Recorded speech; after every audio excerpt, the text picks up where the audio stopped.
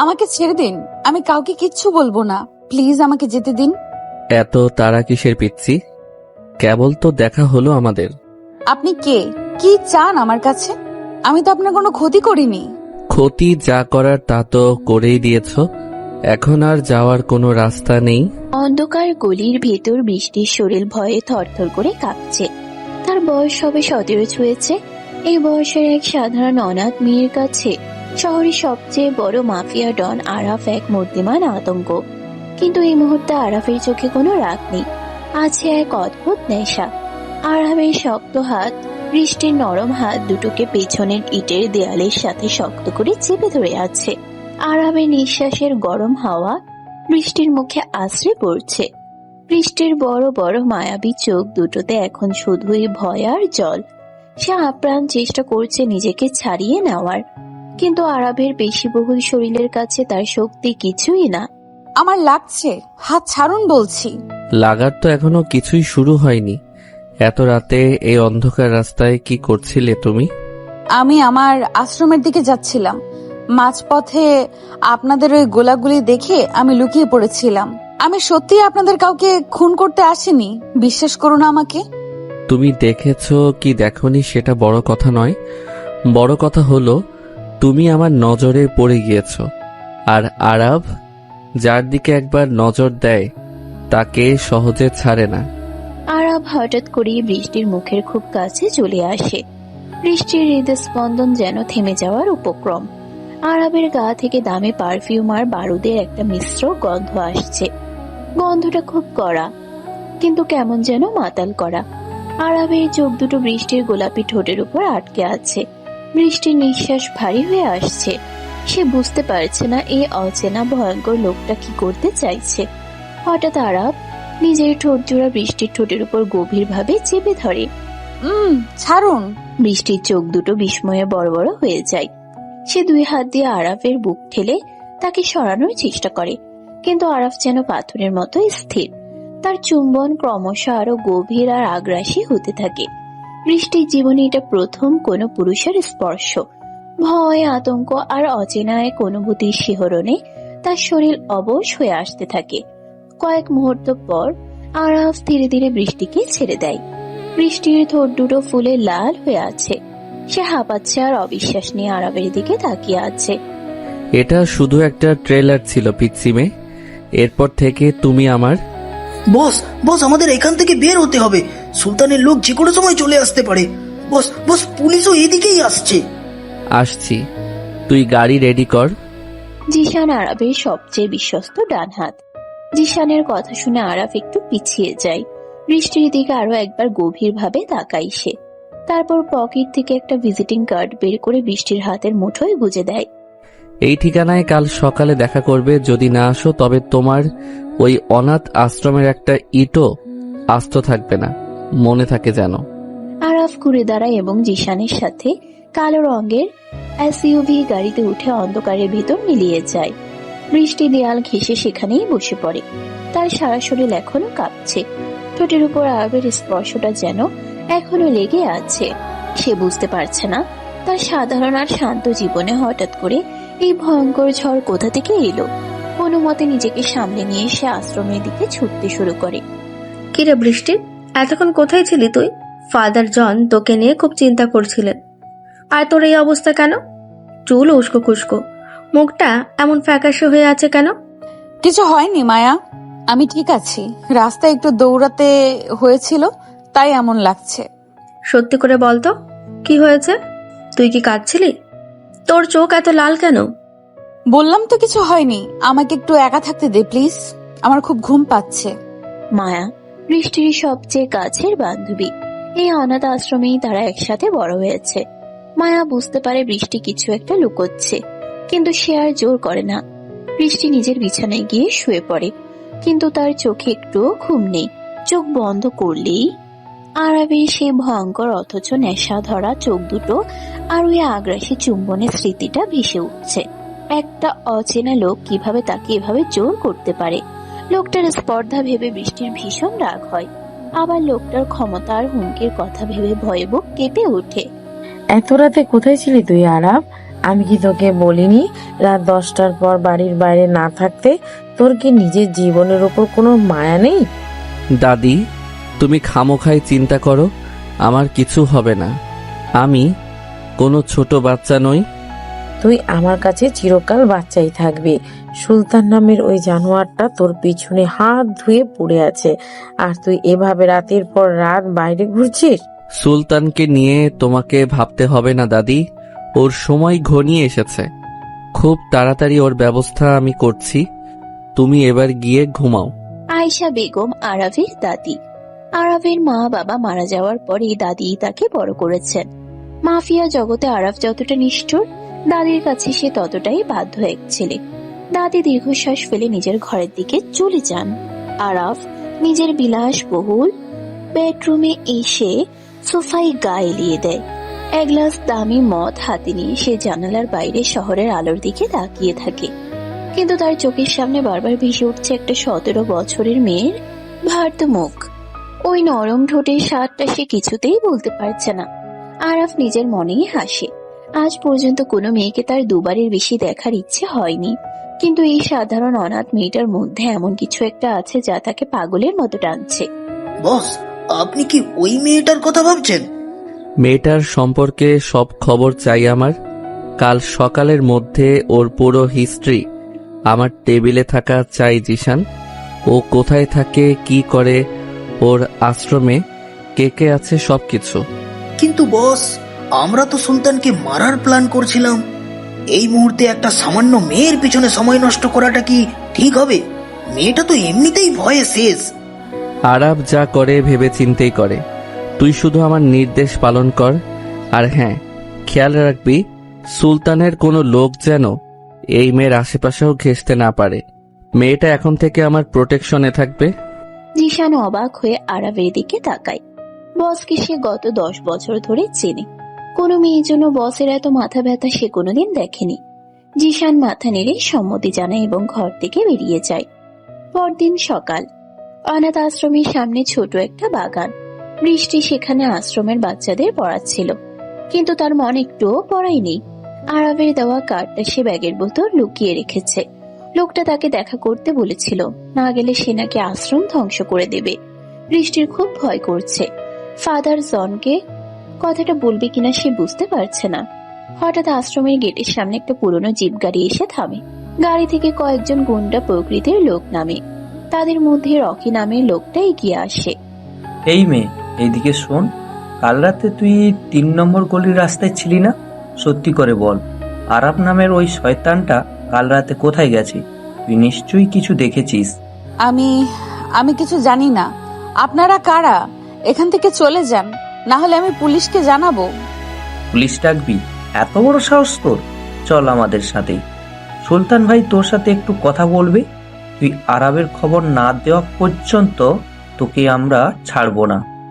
Rocky বৃষ্টির হাত ধরে জোর করে টানতে শুরু করে। আশ্রমের বাচ্চারা ভয়ে কাঁদতে শুরু করে।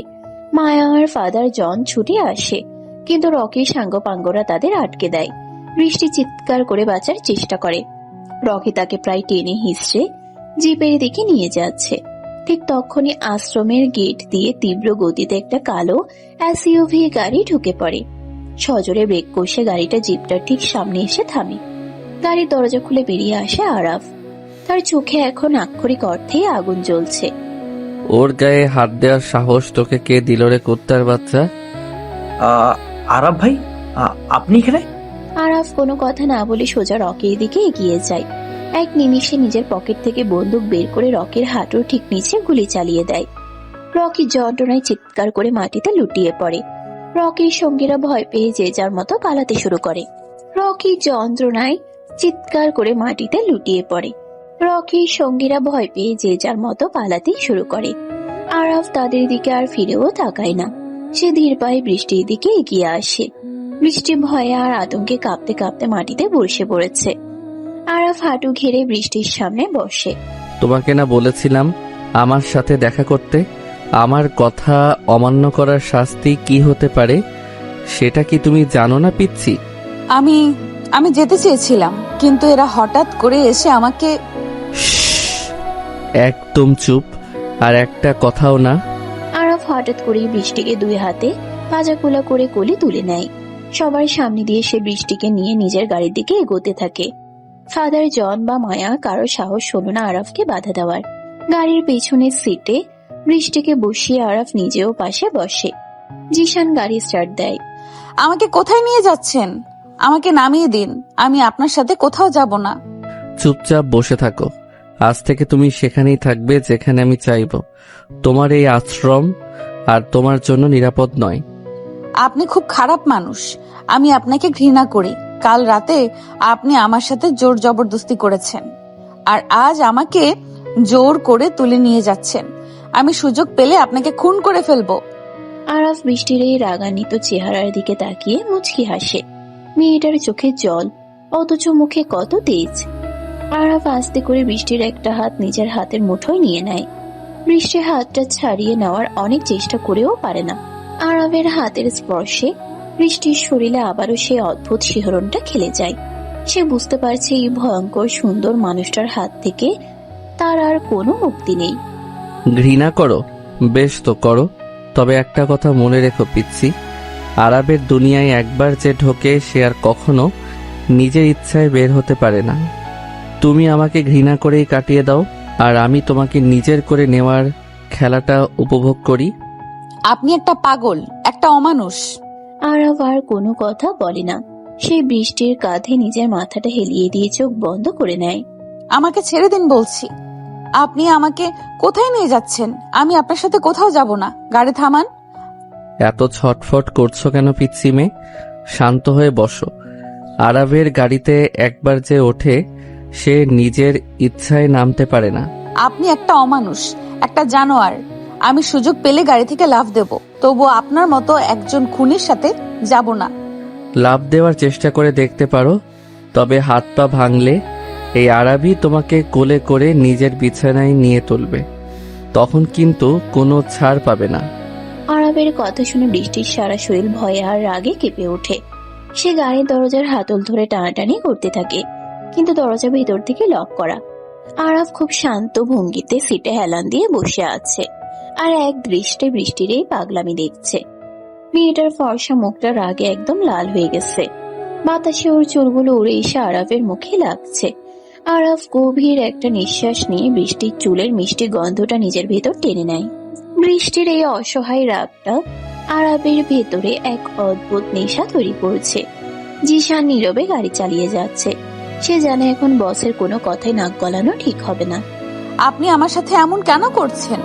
আমি তো খুব সাধারণ একটা মেয়ে। আপনাদের এই অন্ধকার জগতের কিছুই আমি জানি না। আমাকে আমার আশ্রমে ফিরে যেতে দিন। আশ্রমের ওই ভাঙা ঘরে তোমার জায়গা আর নেই।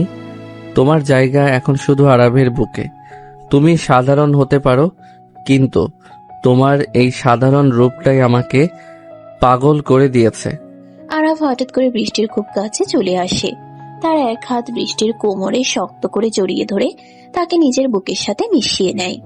বৃষ্টি দুই হাত দিয়ে আরাফের বুক ঠেলে নিজেকে ছাড়ানোর আপ্রাণ চেষ্টা করে, কিন্তু আরাফের পেশি বহুল শক্ত শরীরের কাছে সে একদমই দুর্বল।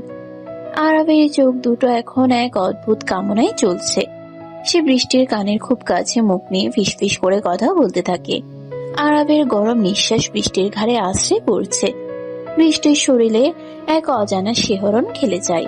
সে চায় আরাফকে দূরে ঠেলে দিতে, কিন্তু তার শরীর যেন অবশ হয়ে আসছে। ছাড়ুন আমাকে, কেউ দেখে ফেলবে।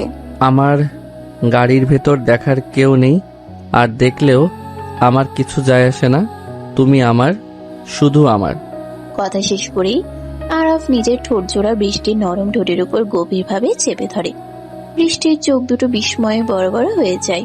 সে মুখ বন্ধ রাখার চেষ্টা করে, কিন্তু আরাফ খুব আগ্রাসী। আরাফের এক হাত বৃষ্টির মাথার চুলে, আর অন্য হাত তার সরু কোমরে শক্ত হয়ে চেপে বসেছে। আরাফের চুম্বনে কোনো মায়া নেই, আছে শুধু এক অদ্ভুত অধিকার বোধ আর তীব্র উত্তেজনা। বৃষ্টির জীবনে এমন গভীর স্পর্শই প্রথম। তার মনে হচ্ছে সে শ্বাস নিতে পারছে না। আরাফের ঠোঁটের জাদুতে সে ধীরে ধীরে নিজের অজান্তে একটু একটু করে আত্মসমর্পণ করতে শুরু করে। বেশ কিছুক্ষণ পর আরাফ তাকে ছেড়ে দেয়। বৃষ্টির ঠোঁট দুটো ফুলে লাল হয়ে গেছে। সে আরাফের বুকে মাথা রেখে জোরে জোরে হাঁপাচ্ছে। আরাফের মুখে একটা তৃপ্তির হাসি ফুটে ওঠে। বস বস আমরা পৌঁছে গেছি। গাড়ির ভেতরে ঢোকা জিসান, আর বাইরের গার্ডদের বলে দে আজ থেকে এই বাড়ির নিরাপত্তা দ্বিগুণ হবে। একটা মাছিও যেন আমার অনুমতি ছাড়া ভেতরে ঢুকতে না পারে। গাড়িটা একটা বিশাল প্রাসাদের মতো বাড়ির সামনে এসে থামে। লোহার বিশাল গেট পার হয়ে গাড়িটা যখন বাগানের ভেতর দিয়ে এগোচ্ছিল, তখন বৃষ্টি অবাক হয়ে বাইরের দিকে তাকিয়ে থাকে। এত বড় আর বিলাসবহুল বাড়ি সে জীবনেও দেখেনি। চারিদিকে সারি সারি পাহারাদার হাতে বন্দুক নিয়ে দাঁড়িয়ে আছে। আরাফ নিজে গাড়ি থেকে নেমে বৃষ্টির দিকে দরজাটা খুলে দেয়। বৃষ্টি নামতে না চাইলে আরাফ এক ঝটকায় তাকে কোলে তুলে নেয়। বৃষ্টি আবার চিৎকার করতে শুরু করে। আমাকে নামান বলছি, আমি নিজের পায়ে হাঁটতে পারি। আপনি আমাকে এভাবে সবার সামনে কোলে তুলে নিয়ে যাচ্ছেন কেন? তুমি কথা না শুনলে আমি এমনই করব। চুপচাপ আমার বুকে মাথা রেখে পড়ে থাকো। বেশি নড়াচড়া করলে কিন্তু এখানেই আবার চুমু খাবো। আরাফের হুমকিতে বৃষ্টি একদম চুপ হয়ে যায়। সে ভয়ে আরাফের শার্টের কলার শক্ত করে চেপে ধরে রাখে। আরাফ তাকে কোলে নিয়ে প্রাসাদের বিশাল ড্রয়িং রুমে গিয়ে ঢোকে। ভেতরে সাজসজ্জা দেখে চোখ ধাঁধিয়ে যাওয়ার জোগাড়। তখনই সিঁড়ি দিয়ে নিচে নেমে আসেন আয়েশা বেগম। আরাফের কোলে একটা অপরিচিত মেয়েকে দেখে তিনি রীতিমতো অবাক হয়ে যান। এ কি আরাব, এই মেয়েটাকে? আর ওকে তুই এভাবে কোলে করে নিয়ে এসেছিস কেন? দাদি, ও হচ্ছে বৃষ্টি। আজ থেকে ও এই বাড়িতেই থাকবে, আর তুমি ওর সব দেখাশোনা করবে। কিন্তু ওকে, ওর বাবা মা কোথায়? তুই ওকে কোথা থেকে ধরে এনেছিস? মেয়েটার চেহারা দেখে তো মনে হচ্ছে খুব ভয় পেয়েছে। ও একটা অনাথ মেয়ে দাদি, ওর কেউ নেই। সুলতানের লোকেরা ওর ক্ষতি করতে চাইছিল, তাই আমি ওখানে নিয়ে এসেছি। ওকে আমি আমার নিজের ঘরে রাখছি। না, আমি আপনার ঘরে থাকবো না। আমাকে অন্য ঘরে থাকতে দিন। আমি আপনাদের কাউকেই চিনি না। আরাফ বৃষ্টির কথায় কোনো কান দেয় না। সে সোজা সিঁড়ি ভেঙে দোতলায় নিজের ঘরের দিকে এগোতে থাকে। আয়েশা বেগম অবাক হয়ে জিসানের দিকে তাকান। জিসান মাথা নিচু করে শুধু এতটুকুই বোঝায় যে বসের এই সিদ্ধান্তে কারোর কিছু বলার নেই। আরাফ নিজের বিশাল বেডরুমে ঢুকে দরজাটা পা দিয়ে আটকে দেয়। তারপর বৃষ্টিকে নরম বিছানার উপর ছুঁড়ে ফেলে। বৃষ্টি ভয়ে বিছানার এক কোণায় গুটিসুটি মেরে বসে পড়ে। আরাফ নিজের শার্টের বোতাম খুলতে খুলতে বৃষ্টির দিকে এগোতে থাকে। আপনি কাছে আসবেন না, আপনি খুব খারাপ। আমি চিৎকার করে সবাইকে ডাকবো। এই বাড়ির কেউ আরাভের কথার বাইরে এক পাও ফেলে না। তুমি চিৎকার করে গলা ফাটিয়ে ফেললেও কেউ তোমাকে বাঁচাতে আসবে না পিচ্ছি। আরাফ বিছানায় উঠে বৃষ্টির খুব কাছে চলে আসে। তার খালি গায়ের পেশিগুলো স্পষ্ট বোঝা যাচ্ছে। বুকের বাঁ পাশে একটা গুলির পুরনো দাগ। বৃষ্টি ভয়ে চোখ বন্ধ করে নেয়। আরাফ এক হাতে বৃষ্টির দুই হাত মাথার উপর চেপে ধরে, আর অন্য হাত দিয়ে বৃষ্টির গালের উপর পড়ে থাকা চোরগুলো সরিয়ে দেয়। বৃষ্টির সারা শরীর ভয়ে আর উত্তেজনায় কাঁপছে। আরাফের আঙ্গুলগুলো খুব আলতো করে বৃষ্টির গাল, গলা আর কাঁধ ছুঁয়ে যাচ্ছে। এই স্পর্শগুলো আগের মতো রুক্ষ নয়, বরং খুব নরম আর নেশা ধরানো। তুমি এত সুন্দর কেন বৃষ্টি? তোমার এই পবিত্র চেহারাটা আমাকে পাগল করে দিচ্ছে। আমি চাইলেও নিজেকে আটকাতে পারছি না। প্লিজ আমাকে ছেড়ে দিন।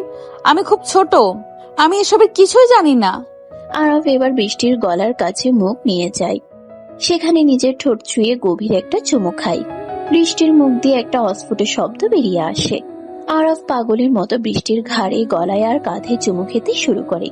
তার দাঁতের হালকা কামড়ে বৃষ্টির ফর্সা গলায় লাল দাগ বসে যায়। বৃষ্টি ব্যথায় আর অচেনা এক সুখে চোখ মুখ কুঁচকে ফেলে।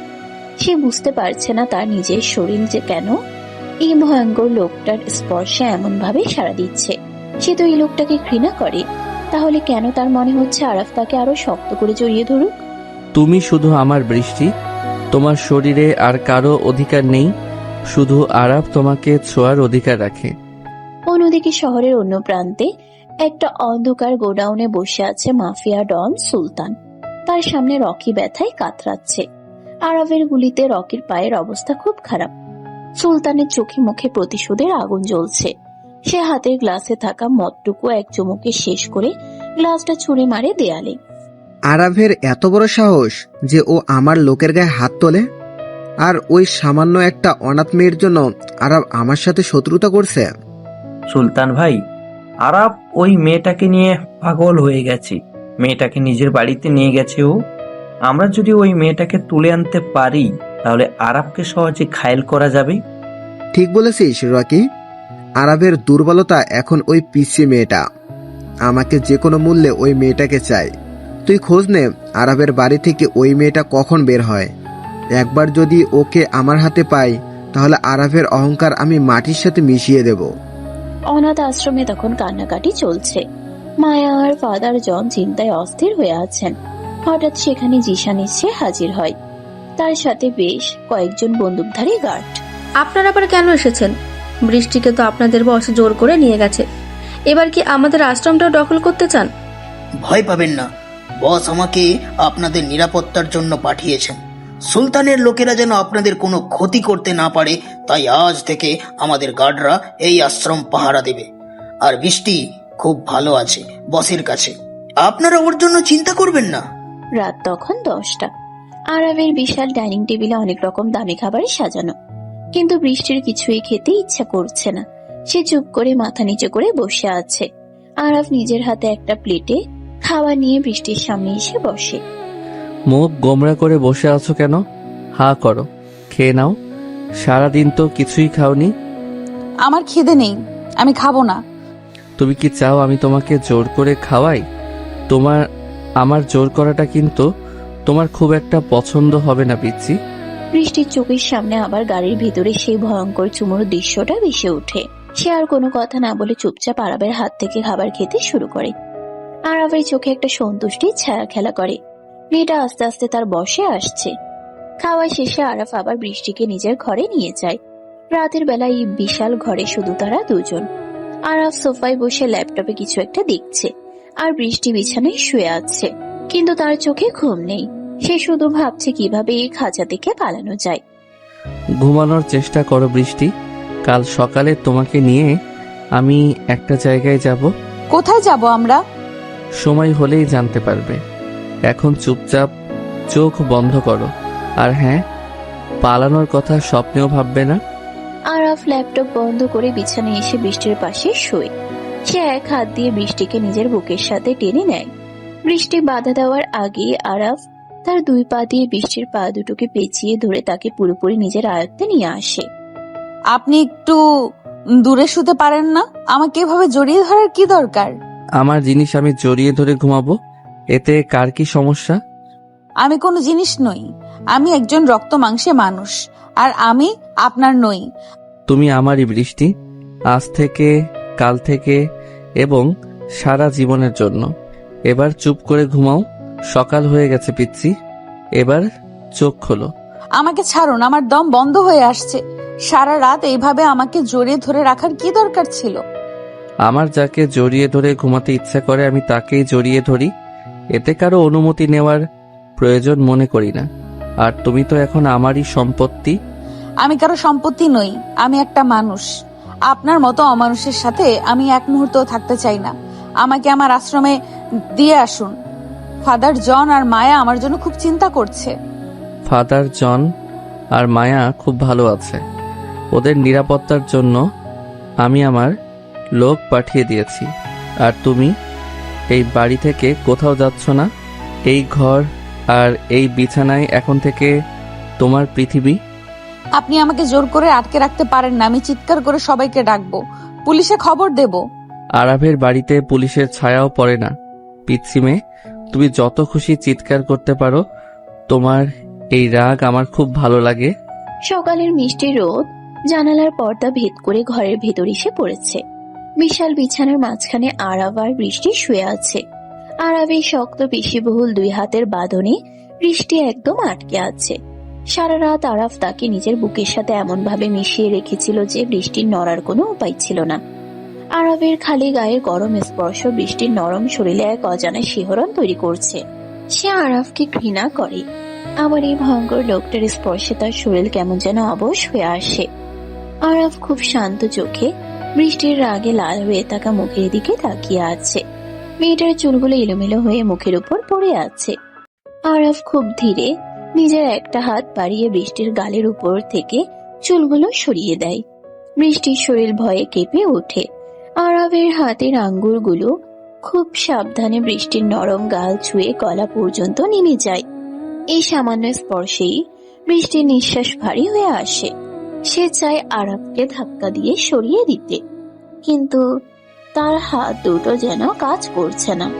আরাফ হঠাৎ করেই বৃষ্টির খুব কাছে চলে আসে। দুজনের মুখের মাঝে এখন 1 ইঞ্চিরও কম দূরত্ব। আরাফের চোখে সেই নেশা ধরানো দৃষ্টি বৃষ্টির চোখে আটকে আছে। তোমার এই কাঁপাকাঁপি আমার পাগল করে দেয় বৃষ্টি।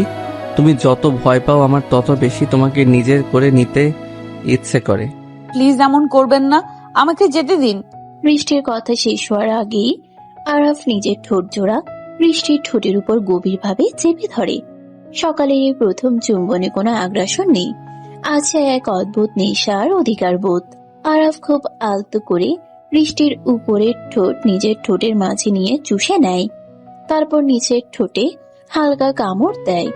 বৃষ্টি ব্যথায় আর সুখে চোখ বন্ধ করে ফেলে। তার 2 হাত অজান্তেই আরাবের চওড়া পিঠ খামছে ধরে। আরাবের চুম্বনের গভীরতা ক্রমশ বাড়তে থাকে। সে বৃষ্টির মুখের ভেতর নিজের জিভ ঢুকিয়ে দিয়ে তাকে পুরোপুরি নিজের আয়ত্তে নিয়ে আসে। বৃষ্টির মনে হচ্ছে সে যেন এক গভীর খাদে তলিয়ে যাচ্ছে। বেশ কিছুক্ষণ পর আরাফ তাকে ছেড়ে দেয়। বৃষ্টির ঠোঁট দুটো ফুলে একদম লাল হয়ে আছে, আর সে জোরে জোরে হাঁপাচ্ছে। আরাফ মুচকি হেসে বৃষ্টির কপালে একটা চুমু খায়, তারপর বিছানা থেকে উঠে বাথরুমের দিকে চলে যায়। বৃষ্টি স্তব্ধ হয়ে বিছানায় বসে থাকে। তার নিজের উপর খুব রাগ হচ্ছে। কেন সে ওই লোকটাকে বাধা দিতে পারলো না? কেন তার স্পর্শ এত ভালো লাগছে? বস, সব রেডি। সুলতানের গোডাউনের ওপর আমাদের লোক নজর রাখছে। রকি কাল রাতের পর থেকে আর বের হয়নি। রকিকে নিয়ে আমার কোনো মাথা ব্যথা নেই, আমার চাই সুলতানকে। তুই সব গার্ডদের অ্যালার্ট রাখবি। আমি আজ বৃষ্টিকে নিয়ে একটু বাইরে যাব। কিন্তু বস, এখন বাইরে যাওয়াটা কি ঠিক হবে? সুলতান খুব রেগে আছে, ও যে কোনো সময় হামলা করতে পারে। আরাফ কাউকে ভয় পায় না জিশান। আমি আমার পিচ্চি মেয়েটাকে নিয়ে আজ সারাদিন বাইরে কাটাবো। তুই শুধু আমাদের নিরাপত্তার বিষয়টা দেখবি। আর হ্যাঁ, গাড়ি তুই চালাবি, অন্য কাউকে আমি বিশ্বাস করি না। জিশান মাথা নেড়ে সম্মতি জানায় এবং ড্রয়িং রুম থেকে বেরিয়ে যায়। আরাফ তৈরি হয়ে ডাইনিং টেবিলে বসে কফি খাচ্ছে। এমন সময় আয়েশা বেগম সেখানে আসেন। তার চোখে মুখে গভীর চিন্তার ছাপ। তিনি আরাবের পাশে বসে আরাবের মাথায় হাত রাখেন। আরাফ কফির মগ নামিয়ে রেখে দাদির দিকে তাকায়। তুই মেয়েটাকে নিয়ে কি ভাবছিস আরাফ? মেয়েটা খুব ছোট, আর ও আমাদের জগতের কেউ নয়। ওকে এভাবে জোর করে আটকে রাখাটা কি ঠিক হচ্ছে? দাদি, তুমি তো জানো আমি যা চাই তা আমি পাই। বৃষ্টিকে আমার প্রথম দেখাতেই পছন্দ হয়েছে। ও এখন শুধু আমার। তুমি শুধু ওর খেয়াল রাখবে, ওকে যেন কেউ কোনো কষ্ট না দেয়। কিন্তু মেয়েটা তো সারাক্ষণ শুধু কাঁদছে। ও ওর আশ্রয়ে ফিরে যেতে চায়। তুই ওকে জোর করে ভালোবাসা শেখাতে পারবি না। ভালোবাসা মন থেকে আসে। আমি ওকে ভালোবাসা শেখাবো দাদি। আমার ভালোবাসার আগুনে ও এমনভাবে পুড়বে যে ও নিজেই আমাকে ছাড়া আর কিছু ভাবতে পারবে না। তুমি শুধু দেখতে থাকো। আয়েশা বেগম দীর্ঘশ্বাস ফেলে উঠে চলে যান। তিনি জানেন আরাফকে বোঝানো অসম্ভব। আরাফ যেটা একবার জেদ ধরে সেটা সে করেই ছাড়ে। কিছুক্ষণ পর বৃষ্টি ড্রয়িং রুমে আসে। আয়েশা বেগম তাকে একটা সুন্দর গোলাপি রঙের সালোয়ার কামিজ পরতে দিয়েছেন। ফর্সা চেহারায় গোলাপি রঙে বৃষ্টিকে একদম পরীর মতো লাগছে। আরাফ এক দৃষ্টে বৃষ্টির দিকে তাকিয়ে থাকে। মেয়েটার সাধারণ রূপ তাকে বারবার মুগ্ধ করে। বৃষ্টি মাথা নিচু করে ডাইনিং টেবিলের এক কোণে এসে বসে। সে আরাফের দিকে তাকাতেও ভয় পাচ্ছে। খেয়ে নাও তাড়াতাড়ি, আমরা বের হব। আমি কোথাও যাব না আপনাদের সাথে, আমাকে আমার ঘরে থাকতে দিন। আমি তোমাকে প্রশ্ন করিনি বৃষ্টি, আমি নির্দেশ দিয়েছি। আমার কথা অমান্য করলে ফল খুব খারাপ হবে, সেটা তুমি ভালো করেই জানো। বৃষ্টির চোখের সামনে আবার সেই ভয়ঙ্কর দৃশ্যগুলো ভেসে ওঠে। সে চুপচাপ খাবার খেতে শুরু করে। খাওয়া শেষ হলে আরাফ বৃষ্টির হাত ধরে টানতে টানতে গাড়ির দিকে নিয়ে যায়। জিশান আগে থেকে গাড়ি রেডি করে রেখেছিল। আরাফ বৃষ্টিকে নিয়ে পিছনের সিটে বসে। জিশান গাড়ি স্টার্ট দেয়। গাড়িটা শহরের কোলাহল ছাড়িয়ে অনেক দূর গ্রামের দিকে এগোতে থাকে। রাস্তার দুই পাশে সবুজ গাছপালা আর খোলা মাঠ। বৃষ্টির খুব ভালো লাগছে। সে জানালা দিয়ে বাইরের দিকে তাকিয়ে আছে। আরাফ এক দৃষ্টে বৃষ্টির মুখের দিকে তাকিয়ে আছে। বাতাসে বৃষ্টির চুলগুলো উড়ে আরাফের মুখে লাগছে। আরাফ খুব ধীরে নিজের এক হাত বাড়িয়ে বৃষ্টির কোমর জড়িয়ে ধরে তাকে নিজের বুকের কাছে টেনে নেয়। কি করছেন? ছাড়ুন আমাকে। সামনে জিসান ভাই বসে আছে। জিশান সামনের দিকে তাকিয়ে গাড়ি চালাচ্ছে। সে পেছনের দিকে তাকায় না, আর তাকালেও আমার কিছু যায় আসে না। তুমি আমার বউ, তোমাকে আমি যখন খুশি তখন ছুতে পারি। আমি আপনার বউ নই, আপনি আমাকে জোর করে তুলে এনেছেন। জোর করে তুলে এনেছি ঠিকই, কিন্তু বউ আমি তোমাকেই বানাবো পিচ্ছি। খুব তাড়াতাড়ি আমাদের বিয়ে হবে। বিয়ের কথা শুনে বৃষ্টির বুকটা ধক করে ওঠে। এই ভয়ঙ্কর মাফিয়া ডনকে বিয়ে করার কথা সে স্বপ্নেও ভাবতে পারে না। সে আরাফের হাত ছাড়ানোর চেষ্টা করে, কিন্তু আরাফের শক্ত হাতের বাঁধন খোলা তার পক্ষে অসম্ভব। আরাফ হঠাৎ করে বৃষ্টির গলার কাছে মুখ নিয়ে যায়। সেখানে খুব আলতো করে নিজের ঠোঁট ছোঁয়ায়। বৃষ্টির শরীর কাটা দিয়ে ওঠে। আরাফ বৃষ্টির ফর্সা গলায় একের পর এক চুমু খেতে শুরু করে। তার গরম নিঃশ্বাস বৃষ্টির শরীরে এক অদ্ভুত উন্মাদনা তৈরি করছে। আরাফের হাত বৃষ্টির কোমরের উপর থেকে ধীরে ধীরে উপরের দিকে উঠতে থাকে। বৃষ্টি ভয়ে আরাফের শার্ট খামচে ধরে। প্লিজ এমন করবেন না, আমার ভয় করছে। ভয়ের কিছু নেই পিচ্ছি। আমাকে নিজের ভেতর অনুভব করতে শেখো। আমি তোমাকে কোনো কষ্ট দেব না। আরাফ বৃষ্টির একটা হাত নিজের হাতের মুঠোয় নিয়ে শক্ত করে চেপে ধরে। তারপর নিজের ঠোঁট জোড়া আবার বৃষ্টির ঠোঁটের উপর রাখে। এবারে চুম্বন আগের চেয়ে অনেক বেশি গভীর আর আগ্রাসী। আরবের একটা হাত বৃষ্টির পিঠের উপর দিয়ে গিয়ে ঘাড়ের কাছে শক্ত হয়ে চেপে বসেছে। অন্য হাতটা বৃষ্টির শরীরের বিভিন্ন জায়গায় ঘুরে বেড়াচ্ছে। বৃষ্টির মনে হচ্ছে তার শরীরের ভেতরে সব রক্ত যেন মাথায় উঠে আসছে। সে আর নিজেকে সামলাতে না পেরে আরবের গলা জড়িয়ে ধরে। আরবের ঠোঁটের প্রতিটি নড়াচড়ার সাথে বৃষ্টিও সাড়া দিতে শুরু করে। দুজনের এই তীব্র ঘনিষ্ঠতায় গাড়ির ভেতরের পরিবেশ একদম গরম হয়ে ওঠে। জিশান বুঝতে পারে পিছনে কি হচ্ছে, তাই সে গাড়ির আয়নাটা অন্যদিকে ঘুরিয়ে দেয়। খবর কি রকি? আরাফ কোথায় এখন? ভাই, আমাদের লোক খবর দিয়েছে আরাব ওই মেয়েটাকে নিয়ে শহরের বাইরে একটা বাগান বাড়ির দিকে যাচ্ছে। সাথে শুধু জিশান আর 2টা গার্ড আছে। এটাই মক্ষম সুযোগ ভাই। দারুণ খবর। তুই এখনই আমাদের সব লোক নিয়ে ওই বাগান বাড়ির দিকে রওনা হ। আরাবকে আজ আমি শেষ করে দেব, আর ওই মেয়েটাকে তুলে আনবে। আরাবের চোখের সামনে আমি ওই মেয়েটাকে শেষ করব। সুলতানের চোখে মুখে এক ভয়ঙ্কর নিষ্ঠুর হাসি ফুটে ওঠে। সে নিজের রিভলভারে গুলি লোড করতে শুরু করে। অন্যদিকে আরবের গাড়ি একটা বিশাল সুন্দর বাগান বাড়ির সামনে এসে থামে। চারদিকে প্রচুর গাছপালা আর মাঝখানে একটা সুন্দর কাঠের দোতলা বাড়ি। আরাফ গাড়ি থেকে নেমে বৃষ্টির দিকে দরজা খুলে দেয়। বৃষ্টি গাড়ি থেকে নেমে চারিদিকে সৌন্দর্য দেখে মুগ্ধ হয়ে যায়। সে জীবনেও এত সুন্দর জায়গা দেখেনি। জায়গাটা পছন্দ হয়েছে পিচ্ছি? খুব সুন্দর জায়গা। এখানে কে থাকে? কেউ থাকে না। এটা শুধু আমার আর তোমার জন্য। যখন শহরের কোলাহল ভালো লাগবে না, তখন আমরা এখানে এসে থাকবো। আরাফ বৃষ্টির হাত ধরে কাঠের বাড়িটার ভেতর নিয়ে যায়। ভেতরের সাজসজ্জা খুব সাধারণ, কিন্তু আভিজাত্যের ছোঁয়া আছে। বড় একটা বসার ঘর আর তার সাথে লাগোয়া একটা বেডরুম। আরাফ বৃষ্টিকে নিয়ে সোফায় বসে। সে পকেট থেকে একটা ছোট মখমলের বাক্স বের করে। বাক্সটা খুলে সে বৃষ্টির সামনে ধরে। ভেতরে একটা খুব সুন্দর হীরার আংটি। তোমার জন্য নিয়ে এসেছি। হাতটা বাড়াও। না, আমি এটা পড়তে পারবো না। এটা খুব দামি। আরাভের দেওয়া জিনিস কেউ ফিরিয়ে দিতে পারে না বৃষ্টি। চুপচাপ হাত বাড়াও। বৃষ্টি ভয়ে কাপা কাপা হাতটা বাড়িয়ে দেয়। আরাফ খুব সাবধানে আংটিটা বৃষ্টির অনামিকায় পরিয়ে দেয়। হীরার পাথরটা আলোর ছটায় চিকচিক করে ওঠে।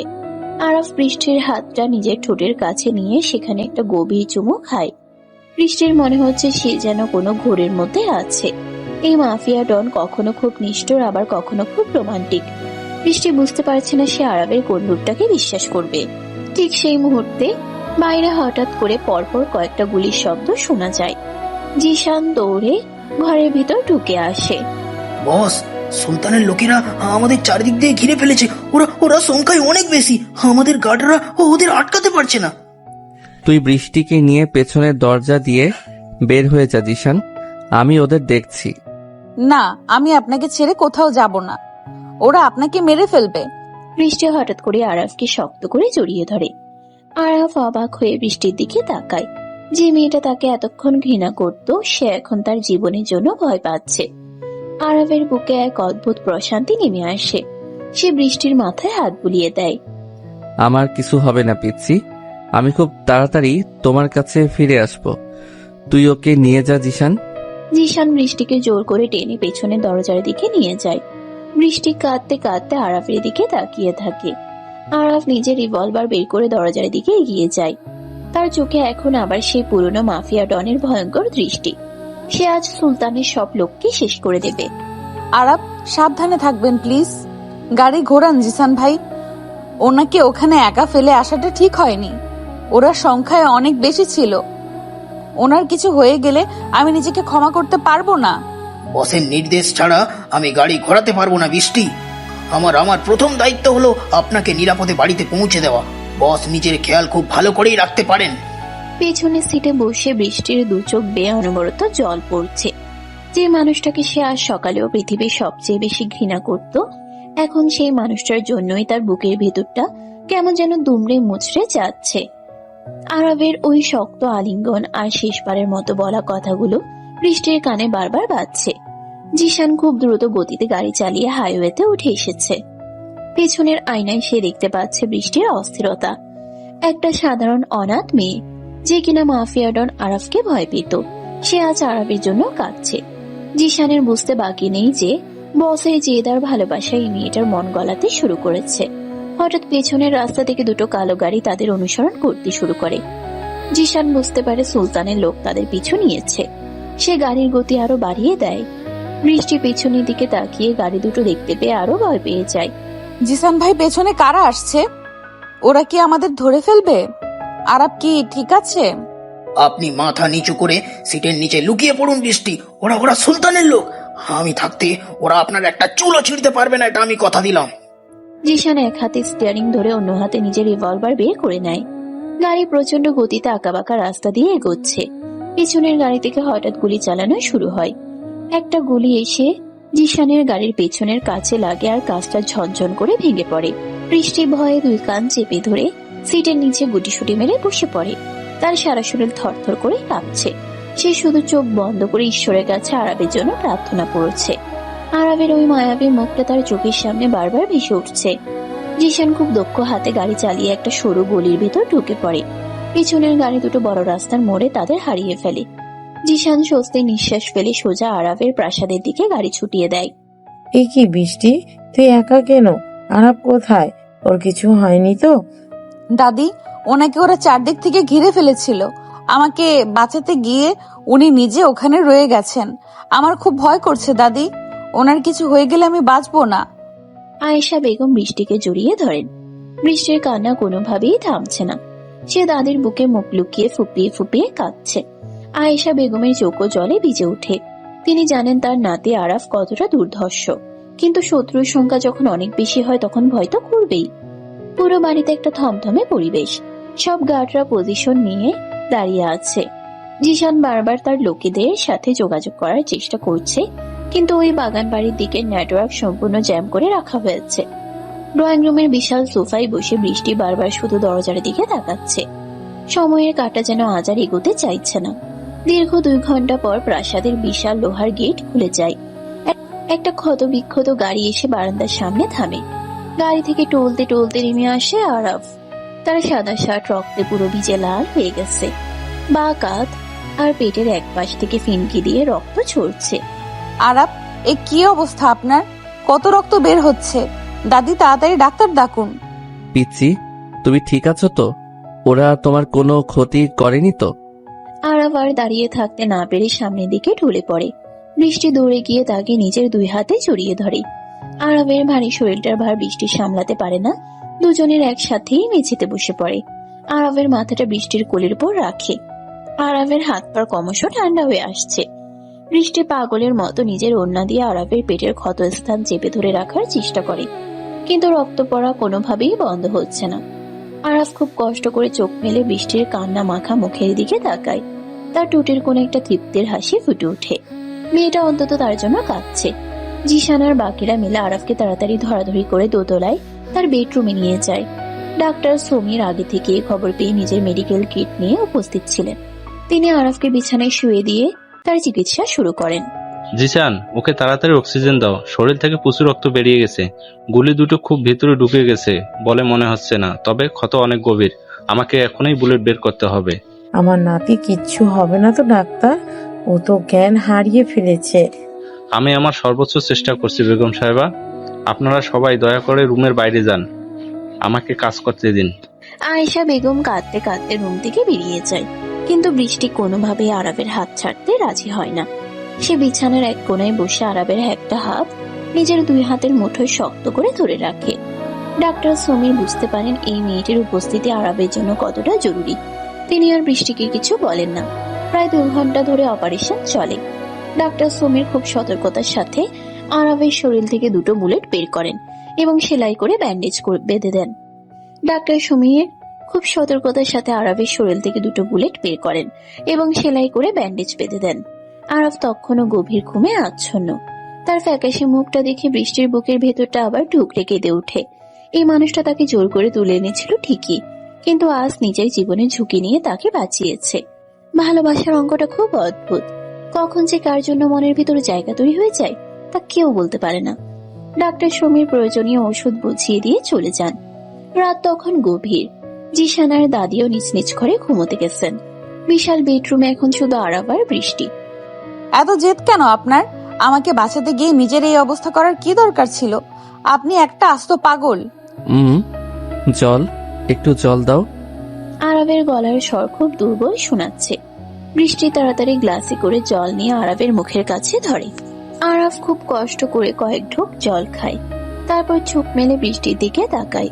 বৃষ্টির চোখে এখনো জল টলটল করছে। আরাব নিজের ডান হাতটা খুব কষ্ট করে উপরে তুলে বৃষ্টির চোখের জল মুছে দেয়। আরাবের হাতের এই দুর্বল অথচ মায়াময়ী স্পর্শে বৃষ্টির সারা শরীর আবার কেঁপে ওঠে। সে আর নিজেকে আটকে রাখতে না পেরে আরাবের বুকের উপর মাথা রেখে কাঁদতে শুরু করে। আরাব খুব আলতো করে বৃষ্টির পিঠে হাত বুলিয়ে দেয়। আমি তো মরিনি পিচ্ছি, এত কাঁদছো কেন? আরাফকে মারা অত সহজ নয়। ওই সুলতানের 10টা লোককে আজ আমি নিজের হাতে শেষ করে এসেছি। চুপ করুন আপনি, একদম কথা বলবেন না। আপনার সেলাইয়ের জায়গায় চাপ লাগলে আবার রক্ত বের হবে। আপনি এখন শুধু বিশ্রাম নেবেন। বৃষ্টি খুব সাবধানে আরাবের বুক থেকে মাথা তুলে বসে। সে নিজের হাত দিয়ে আরাবের কপালের ঘাম মুছিয়ে দেয়। আরাব এক দৃষ্টে বৃষ্টির চোখের দিকে তাকিয়ে আছে। এই চোখের গভীরে সে এখন আর কোনো ঘৃণা দেখতে পাচ্ছে না, বরং সেখানে এক গভীর উদ্বেগ আর মায়া জমে আছে। আরাবের মনে হচ্ছে গুলি খাওয়ার যন্ত্রণাটা যেন সার্থক হলো। সে ধীরে ধীরে বৃষ্টির একটা হাত নিজের হাতের মুঠোয় নিয়ে তার আঙ্গুলে পরানো হীরার আংটিটার উপর একটা চুমু খায়। এই আংটিটা তোমার হাতে খুব সুন্দর মানিয়েছে বৃষ্টি। আজ থেকে এই আংটি প্রমাণ করবে যে তুমি শুধুই আরাবের। কেউ তোমার দিকে চোখ তুলে তাকালে আমি তার চোখ উপড়ে নেব। আপনি ঘুমাবেন কিনা বলুন? বেশি বকলে আমি কিন্তু এই ঘর ছেড়ে চলে যাব। তখন কে আপনাদের দেখাশোনা করবে? বৃষ্টির ধমক শুনে আরাফ মুচকি হাসে। মেয়েটার রাগও কত মিষ্টি। আরাফ বাদ্য ছেলের মতো চোখ বন্ধ করে নেয়। বৃষ্টি সারা রাত আরাফের পাশে বসে জেগে থাকে। সে বারবার আরাফের কপালে হাত দিয়ে জ্বর দেখছে আর ভিজা তোয়ালে দিয়ে তার মুখ মুছিয়ে দিচ্ছে। ভোরের দিকে বৃষ্টি নিজেরই চোখ লেগে আসে। সে আরাফের হাতের উপর মাথা রেখেই ঘুমিয়ে পড়ে। সকালের আলো যখন ঘরের ভিতর আসে তখন আরাফের ঘুম ভাঙে। সে দেখে বৃষ্টি তার হাতের উপর মাথা রেখে অঘরে ঘুমাচ্ছে। মেয়েটা নিষ্পাপ মুখটার দিকে তাকিয়ে আরাফের বুকের ভেতর এক অজানা সুখে ঢেউ খেলে যায়। সে খুব সন্তর্পণে নিজের বাঁ হাতটা দিয়ে বৃষ্টির চুলে বিলি কেটে দেয়। তুমি শুধু আমার হয়ে থেকো পিচ্ছি, আমি তোমাকে দুনিয়ার সব সুখ এনে দেব। কেউ তোমাকে আমার কাছ থেকে দূরে সরাতে পারবে না। আপনি উঠে পড়েছেন? শরীর কেমন লাগছে এখন? ব্যথা কি কমেছে? বৃষ্টির ঘুম ভেঙে যায়। সে তাড়াতাড়ি করে সোজা হয়ে বসে। আরাফকে জেগে থাকতে দেখে তার মুখে একটা স্বস্তির হাসি ফুটে ওঠে। আরাফ বৃষ্টির এই হাসিতে যেন পাগল হয়ে যায়। সে এক ঝটকায় বৃষ্টিকে টেনে নিজের বুকের উপর ফেলে দেয়। বৃষ্টি চমকে উঠে আরাফকে জড়িয়ে ধরে। আরাফের আহত শরীরে যাতে ব্যথা না লাগে সেদিকে বৃষ্টির খুব খেয়াল। কিন্তু আরাফ যেন এসবের কোনো তোয়াক্কাই করছে না। সে বৃষ্টির কানের খুব কাছে মুখ নিয়ে ফিসফিস করে কথা বলতে থাকে। আরাফের গরম নিঃশ্বাস বৃষ্টির ঘাড়ে শুষুয়ে দিচ্ছে। তুমি কাছে থাকলে আমার সব ব্যথা নিমিষেই গায়েব হয়ে যায় পিচ্ছি। আজ সকালে তোমাকে খুব সুন্দর লাগছে। আমার ইচ্ছে করছে তোমাকে একদম নিজের ভেতর লুকিয়ে ফেলি। ছাড়ুন আমাকে, কেউ দেখে ফেলবে। আপনি এখানে পুরোপুরি সুস্থ হননি, আপনি এখনো পুরোপুরি সুস্থ হননি। এসব পাগনামি একদম করবেন না। আরাফ বৃষ্টির ঠোঁটের উপর গভীরভাবে নিজের ঠোঁট চেপে ধরে। আমার দিকে এভাবে তাকিয়ে আছো কেন পিচ্ছি? আমার চোখে কি আমার ভালোবাসা দেখতে পাচ্ছ, নাকি আমার জন্য তোমার বুকের ভেতর জমে থাকা মায়া দেখতে পাচ্ছ? আপনি বেশি কথা বলছেন, একদম চুপ করে শুয়ে থাকুন। ডাক্তার বলে দিয়েছেন আপনার এখন সম্পূর্ণ বিশ্রাম প্রয়োজন। আর আমি কোনো মায়া নিয়ে আপনার দিকে তাকিয়ে নেই। আমি শুধু দেখছি একটা মানুষ কতটা বোকা হতে পারে নিজের জীবন এভাবে বিপন্ন করার জন্য। বোকা তো আমি হয়েই গেছি। যেদিন প্রথম তোমাকে ওই অন্ধকার গলিতে দেখেছিলাম, সেদিন থেকেই আমার সব বুদ্ধি লোপ পেয়েছে। তুমি আমার সেই বোকামির সবচেয়ে সুন্দর শাস্তি। এখন একটু কাছে এসো তো, আমার খুব ব্যথা করছে। একদম কাছে ডাকবেন না আমাকে। কাছে গেলেই আপনি অসভ্যের মতো আচরণ করেন। আপনার শরীর এত বড়, দুটো ক্ষত, তবুও আপনার স্বভাব পাল্টায় না। আমি দূর থেকেই আপনার খেয়াল রাখবো। তুমি কাছে না এলে আমার ব্যথা তো কমবেই না, উল্টো আমি চিৎকার করে পুরো বাড়ি মাথায় তুলব। তখন দাদি, জিশান সবাই দৌড়ে আসবে। আর দেখবে তুমি আমার কথা শুনছো না। আসবে নাকি আমি সত্যি সত্যি চিৎকার শুরু করব? সকালের মিষ্টি রোদ জানালার ভারী পর্দা ভেদ করে আরাবের বিশাল বেডরুমে এসে পড়ছে। বৃষ্টি বিছানার পাশে একটা ছোট টুলে বসে আরাবের দিকে তাকিয়ে আছে। আরাবের সারা শরীরে ব্যান্ডেজ, কিন্তু তার চোখে সেই দুষ্টুমি আর জেদ বিন্দুমাত্র কমেনি। বৃষ্টির পরনে আজ একটা হালকা নীল রঙের সুতির শাড়ি। শাড়ির আঁচলটা তার কাঁধ থেকে খসে পড়েছে, সেদিকে তার কোনো খেয়াল নেই। তার পুরো মনোযোগ এখন এই ভয়ঙ্কর মাফিয়া ডনের দিকে, যে কিনা তার জন্য নিজের জীবন বাজি রেখেছিল। আরাবের কথায় বৃষ্টি কিছুটা ভয় পেয়ে যায়। এই লোকটা যাই বলে তাই করতে পারে। সে বাধ্য হয়ে নিজের টোলটা টেনে আরাবের বিছানার একদম কাছে নিয়ে আসে। আরাব সুযোগ পেয়ে নিজের ডান হাতটা বাড়িয়ে বৃষ্টির নরম হাতটা শক্ত করে চেপে ধরে। আরাবের হাতের স্পর্শে বৃষ্টির শরীরে আবার সে পুরনো বিদ্যুৎ খেলে যায়। আরাব খুব ধীরে ধীরে বৃষ্টির হাতটা নিজের ঠোঁটের কাছে নিয়ে যায় এবং সেখানে একটা গভীর চুম্বন এঁকে দেয়। বৃষ্টির নিঃশ্বাস ভারী হয়ে আসে। সে আরাবের চোখের দিকে তাকাতে পারছে না। আরাব খুব সাবধানে নিজের ব্যান্ডেজ করা শরীরটা একটু কাত করে বৃষ্টির আরো কাছে সরে আসে। আপনি উঠেছেন কেন? আপনার সেলাই খুলে যাবে তো। আপনি প্লিজ শান্ত হয়ে শুয়ে থাকুন, আমি কোথাও যাচ্ছি না। তুমি পাশে থাকলে আমার কোনো সেলাই খুলবে না। তুমি হচ্ছে আমার সব ক্ষতের একমাত্র ওষুধ। তোমার ওই গোলাপি ঠোঁটের একটা ছোঁয়া আমার সব ব্যথা ভুলিয়ে দিতে পারে। আমাকে একটু আদর করে দাও না পিচ্ছি। আরাবের গলায় এক অদ্ভুত আকুতি। যে মাফিয়া ডনের নাম শুনলে শহরের বড় বড় ক্রিমিনালরা ভয়ে কাঁপে, সে আজ একটা সাধারণ 17 বছরের অনাথ মেয়ের কাছে আদরের কাঙাল হয়ে আছে। বৃষ্টি আর নিজেকে সামলাতে পারে না। তার বুকের ভেতরটা কেমন যেন মোচড় দিয়ে ওঠে। সে খুব সাবধানে ঝুঁকে পড়ে আরাফের কপালে নিজের ঠোঁট ছুঁয়ে দেয়। আরাফ সাথে সাথে নিজের ভালো হাতটা দিয়ে বৃষ্টির ঘাড় পেঁচিয়ে ধরে তাকে নিজের মুখের উপর নামিয়ে আনে। বৃষ্টির ঠোঁট আরাফের ঠোঁটের সাথে মিশে যায়। আরাফের চুম্বনে আজ কোনো জোর নেই, আছে এক গভীর ভালোবাসা আর তীব্র আকাঙ্ক্ষা।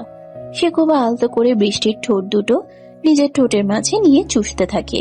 বৃষ্টিও আজ আর কোনো বাধা দেয় না। সে নিজের 2 হাত দিয়ে আরাফের চুলগুলো খামচে ধরে চুমুর গভীরতা আরো বাড়িয়ে দেয়। দুজনের এই উষ্ণ আলিঙ্গনে সারা ঘরের পরিবেশ যেন ভারী হয়ে ওঠে। বেশ কিছুক্ষণ পর আরাফ বৃষ্টিকে ছেড়ে দেয়। বৃষ্টির মুখ লজ্জায় লাল হয়ে আছে। সে তাড়াতাড়ি উঠে দাঁড়িয়ে নিজের শাড়ি ঠিক করতে শুরু করে। ঠিক তখনই দরজায় টোকা পড়ে। ভিতরে আসবো আরাব? তোর শরীর এখন কেমন লাগছে ভাই? এসো দাদি, আমি একদম ঠিক আছি। তুমি খামোখায় এত চিন্তা করছো? আয়েশা বেগম ঘরের ভিতরে ঢুকে আরাবের পাশে এসে বসেন। তার চোখে মুখে বয়সের ছাপ আর দুশ্চিন্তায় স্পষ্ট। তিনি আরাবের কপালে হাত রেখে জ্বর দেখার চেষ্টা করেন। বৃষ্টি একটু দূরে গিয়ে মাথা নিচু করে দাঁড়িয়ে থাকে। আয়েশা বেগম বৃষ্টির দিকে তাকিয়ে খুব মিষ্টি করে হাসেন। তিনি বুঝতে পেরেছেন এই মেয়েটা তার নাতির জীবনে কতটা গুরুত্বপূর্ণ হয়ে উঠেছে। কাল রাত থেকে মেয়েটা এক মুহূর্তের জন্য চোখের পাতা এক করেনি। আরাফের জন্য তার এই নিঃস্বার্থ সেবা দেখে আয়েশা বেগমের মনটা একদম গলে গেছে। তুই তো ঠিক আছিস, কিন্তু এই মেয়েটার দিকে তাকিয়ে দেখ। কাল সারা রাত ও তোর পাশে বসে থেকেছে, একটু ঘুমাতেও যায়নি। ওর চোখের নিচে কেমন কালি পড়ে গেছে। আমি ওকে বলেছিলাম ঘুমাতে, কিন্তু ও তো আমার কোনো কথাই শোনে না, শুধু আমার সাথে ঝগড়া করতে পারে। আমি কখন ঝগড়া করলাম? আপনি নিজেই তো সারা রাত আমাকে জ্বালিয়েছেন। একবার জল খাবেন, একবার মাথা টিপে দিতে বলবেন। আমি ঘুমাবো কখন? বৃষ্টির এই সরল কথায় আরাফ আর আয়েশা বেগম দুজনেই হেসে ওঠেন। বৃষ্টির নিজেরই লজ্জা লাগতে শুরু করেছে তখন। সে বুঝতে পারে আরাফ তাকে ইচ্ছে করেই সারা রাত জাগিয়ে রেখেছে যাতে সে আরাফের কাছাকাছি থাকে। আয়েশা বেগম উঠে গিয়ে বৃষ্টির মাথায় হাত বুলিয়ে দেন। তুই যা মা, এবার নিজের ঘরে গিয়ে একটু ঘুমিয়ে নে। আমি আরাবের কাছে আছি, জিশানকে বলছি তোর জন্য খাবার পাঠিয়ে দিতে। খেয়ে তবে ঘুমাবি। বৃষ্টি মাথা নেড়ে সম্মতি জানায় এবং ঘর থেকে বেরিয়ে যায়। বৃষ্টি চলে যাওয়ার পর আয়েশা বেগমের মুখের হাসি মিলিয়ে যায়। তিনি খুব গম্ভীর মুখে আরাফের দিকে তাকান। সুলতানের এত বড় সাহস কিভাবে হলো যে সে তোর উপর হামলা করে? এর একটা বিহিত তোকে করতেই হবে আরাব। এভাবে আর কতদিন চলবে? তুমি চিন্তা করো না দাদি, সুলতান নিজের মৃত্যুর পরোয়ানা নিজেই সই করেছে। আমার গায়ে হাত তোলার সাহস ওর ছিল না।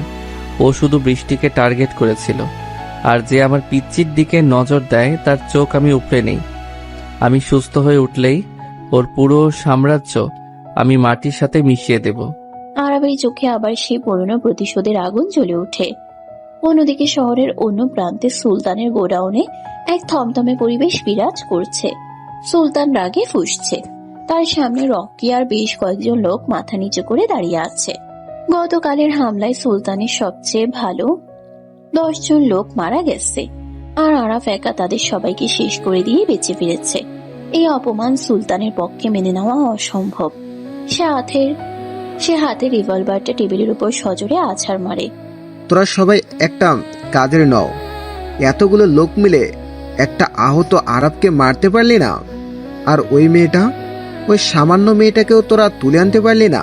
ভাই, আরাব কাল যেন পাগল হয়ে গিয়েছিল। ওর গায়ে দুটো গুলি লাগার পরও ও যে এভাবে পাল্টা গুলি চালাবে সেটা আমরা বুঝতে পারিনি। আর জিসান মেয়েটাকে নিয়ে পেছনের রাস্তা দিয়ে আগেই পালিয়ে যায়। আমাদের লোক ওদের গাড়ি ধরতে পারেনি।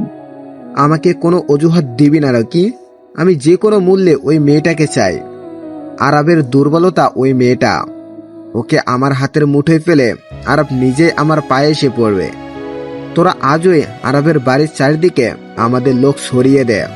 ওই মেয়েটাকে নিশ্চয়ই কখনো না কখনো বাড়ির বাইরে বের হবে, আর তখন ওকে তুলে আনবি।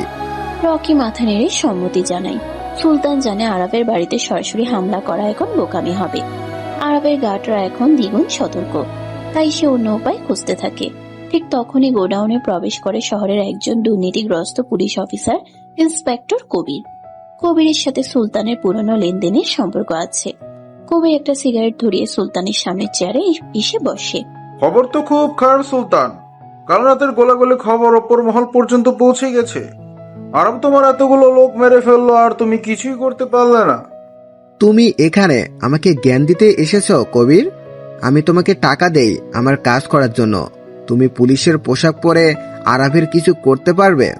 আরবের গায়ে সরাসরি হাত দেওয়া সম্ভব নয়। ওর রাজনৈতিক ক্ষমতা অনেক বেশি। তবে আমি শুনেছি আরব একটি অনাথ মেয়েকে জোর করে নিজের বাড়িতে আটকে রেখেছে। আমি যদি পুলিশের ফোর্স নিয়ে আরবের বাড়িতে যাই এবং ওই মেয়েটাকে উদ্ধার করার নাম করে বের করে আনি, তাহলে তো কাজ হয়ে যায়। দারুণ বুদ্ধি কবির। তুমি মেয়েটাকে বের করে আনবে, আর মাঝ রাস্তা থেকে আমার লোক ওই মেয়েটাকে ছিনিয়ে নেবে। কেউ বুঝতেও পারবে না যে এর পেছনে আমি আছি। এই কাজের জন্য তুমি তোমার পাওনা পেয়ে যাবে। কবির একটা সিগারেট ধরিয়ে সুলতানের সামনে চেয়ারে এসে বসে। সুলতান আর কবির মিলে এক ভয়ঙ্কর ষড়যন্ত্রের জাল বুনতে শুরু করে। এদিকে অনাথ আশ্রমে মায়া আর ফাদার জন ভীষণ চিন্তায় আছেন। কাল রাতে জিসানের লোক এসে তাদের পাহারার ব্যবস্থা করেছে, কিন্তু বৃষ্টির কোনো খবর তারা পাননি। মায়া আর স্থির থাকতে না পেরে জিসানের কাছে যাওয়ার সিদ্ধান্ত নেয়। সে সোজা জিসানের কাছে গিয়ে হাজির হয়। জিশান তখন আরবের বাড়ির সিকিউরিটি চেক করছিল। মায়াকে দেখে সে একটু অবাক হয়। জিশান ভাই, আমাকে একবার বৃষ্টির সাথে দেখা করতে দিন প্লিজ। কাল রাতে আপনাদের বস আহত হয়ে ফিরেছেন শুনেছি। বৃষ্টি কেমন আছে? ওর তো কোনো ক্ষতি হয়নি? বৃষ্টি একদম ঠিক আছে মায়া, তবে বসের অবস্থা খুব একটা ভালো নয়, তাই এই মুহূর্তে বাইরের কাউকে ভেতরে নিয়ে যাওয়াটা একটু কঠিন। আমি তো বাইরের কেউ নই, আমি বৃষ্টির বোন। আমি ওকে শুধু এক নজর দেখে চলে আসব। আমি কাউকে কিচ্ছু বলবো না। ফাদার জন খুব চিন্তায় আছেন। মায়ার কান্নাকাটি দেখে জিশানের মন গলে যায়। সে জানে বৃষ্টিও মায়াকে দেখার জন্য অস্থির হয়ে আছে। জিশান চারদিকটা একবার ভালো করে দেখে নিয়ে মায়াকে গাড়িতে তুলে সোজা আরবের প্রাসাদে নিয়ে আসে। প্রাসাদের বিশালতা দেখে মায়া অবাক হয়ে যায়। জিশান মায়াকে নিয়ে সোজা বৃষ্টির ঘরের দিকে যায়। বৃষ্টি তখন ঘুমোচ্ছিল। মায়া আস্তে করে বৃষ্টির পাশে গিয়ে বসে এবং তাকে ডাকে। বৃষ্টি চোখ মেলে মায়াকে দেখে আনন্দে লাফিয়ে ওঠে। মায়া, তুই এখানে? তুই কিভাবে এলি? ফাদার জন কেমন আছেন? আমি জিশান ভাইয়ের সাথে এসেছি। আমরা সবাই খুব ভালো আছি। কিন্তু তুই কেমন আছিস? তোকে তো একদম অন্যরকম লাগছে। আর তোর হাতে এটা কিসের আংটি? মায়ার নজর বৃষ্টির হাতের ওই জলজলে হীরার আংটির দিকে পড়ে। বৃষ্টির মুখ লজ্জায় লাল হয়ে যায়। সে তাড়াতাড়ি নিজের হাতটা ওনার নিচে লুকিয়ে ফেলে। মায়া বৃষ্টির চোখ দেখে বুঝতে পারে এই কয়েকদিনে অনেক কিছু বদলে গেছে। যে বৃষ্টি এই মাফিয়া জগৎকে ভয় পেত, সে এখন এই জগতেরই একজন হয়ে উঠেছে। মায়া বৃষ্টির হাত দুটো ধরে নিজের দিকে ফেরায়। সত্যি করে বলতো বৃষ্টি, তুই কি ওই লোকটাকে ভালোবাসতে শুরু করেছিস? তুই কি জানিস এর পরিণাম কি হতে পারে? তুই একটা সাধারণ মেয়ে আর ও একজন ক্রিমিনাল। আমি জানি না মায়া, আমি সত্যি কিছু জানি না। আমি ওনাকে ঘৃণা করতে চেয়েছিলাম, কিন্তু উনি আমার জন্য নিজের জীবন বিপন্ন করেছেন। ওনার ওই শক্তি, বুকের ভেতরে একটা খুব নরম মন আছে। ওনার ওই শক্ত বুকের ভেতরে খুব একটা নরম মন আছে, যেটা শুধু আমি দেখতে পাই। উনি কাল আমাকে একটা আংটি পরিয়ে দিয়েছেন। আমার খুব ভয় করছে মায়া, কিন্তু ওনাকে ছাড়া আমি আর কিছুই ভাবতে পারছি না। বৃষ্টির কথাগুলো দরজার বাইরে দাঁড়িয়ে শুনছিল আরাফ। সে ব্যথার জন্য নিজের ঘরে থাকতে না পেরে বৃষ্টির কাছে এসেছিল। বৃষ্টির মুখে নিজের জন্য এমন ভালোবাসার কথা শুনে আরাফের বুকের ভেতরে এক তীব্র আনন্দের স্রোত বয়ে যায়। সে আর ভেতরে ঢোকে না। মায়া আর বৃষ্টি অনেকক্ষণ গল্প করে। মায়া বৃষ্টিকে জড়িয়ে ধরে বিদায় নেয়। মায়া চলে যাওয়ার পর বৃষ্টি আবার একা হয়ে যায়। সে ফ্রেশ হয়ে আরাফের ঘরে যায়। আরাফ তখন বিছানায় শুয়ে চোখ বন্ধ করে আছে। তার কপালে বিন্দু বিন্দু ঘাম জমেছে। বৃষ্টি তাড়াতাড়ি আরবের কাছে যায়। সে আরবের কপালে হাত দিয়ে চমকে ওঠে। আরবের গা জ্বরে পড়ে যাচ্ছে। আরাপ, আপনার তো খুব জ্বর এসেছে। আপনি আমাকে ডাকেননি কেন? আমি জলপট্টি এনে দিচ্ছি। বৃষ্টি দৌড়ে গিয়ে একটা পাত্রে ঠান্ডা জল আর তোয়ালে নিয়ে আসে। সে আরবের পাশে বসে খুব যত্ন করে তার কপালে জলপট্টি দিতে শুরু করে। জ্বরের ঘুরে আরাফ প্রলাপ বকতে শুরু করে। তার পুরনো জীবনের অন্ধকার স্মৃতিগুলো তাকে তাড়া করে বেড়াচ্ছে। আমাকে ছেড়ে যাস না মা, ওরা আমাকে মেরে ফেলবে। আমি আর রক্ত দেখতে চাই না, আমি আলো চাই। আরবের কথা শুনে বৃষ্টির বুকটা কেঁপে ওঠে। এই দুর্ধর্ষ লোকটার অতীতে লুকিয়ে থাকা কষ্টগুলো যেন বৃষ্টির সামনে স্পষ্ট হয়ে উঠছে। সে আরবের একটা হাত নিজের বুকের কাছে চেপে ধরে। আরব ঘোরের মধ্যেই বৃষ্টির হাতটা শক্ত করে চেপে ধরে। বৃষ্টির পেটের কাছে মুখ গুজে দেয় সে। তুমি আমাকে ছেড়ে যাবে না তো বৃষ্টি? তুমি চলে গেলে আমি আবার অন্ধকারে হারিয়ে যাব। তোমার এই পবিত্রতা আমাকে বাঁচিয়ে রেখেছে। আমি কোথাও যাব না আরাপ, আমি আপনার কাছেই থাকবো। আপনি শান্ত হন। আরব হঠাৎ করেই চোখ মিলে বৃষ্টির দিকে তাকায়। জ্বরের কারণে তার চোখ দুটো লাল হয়ে আছে।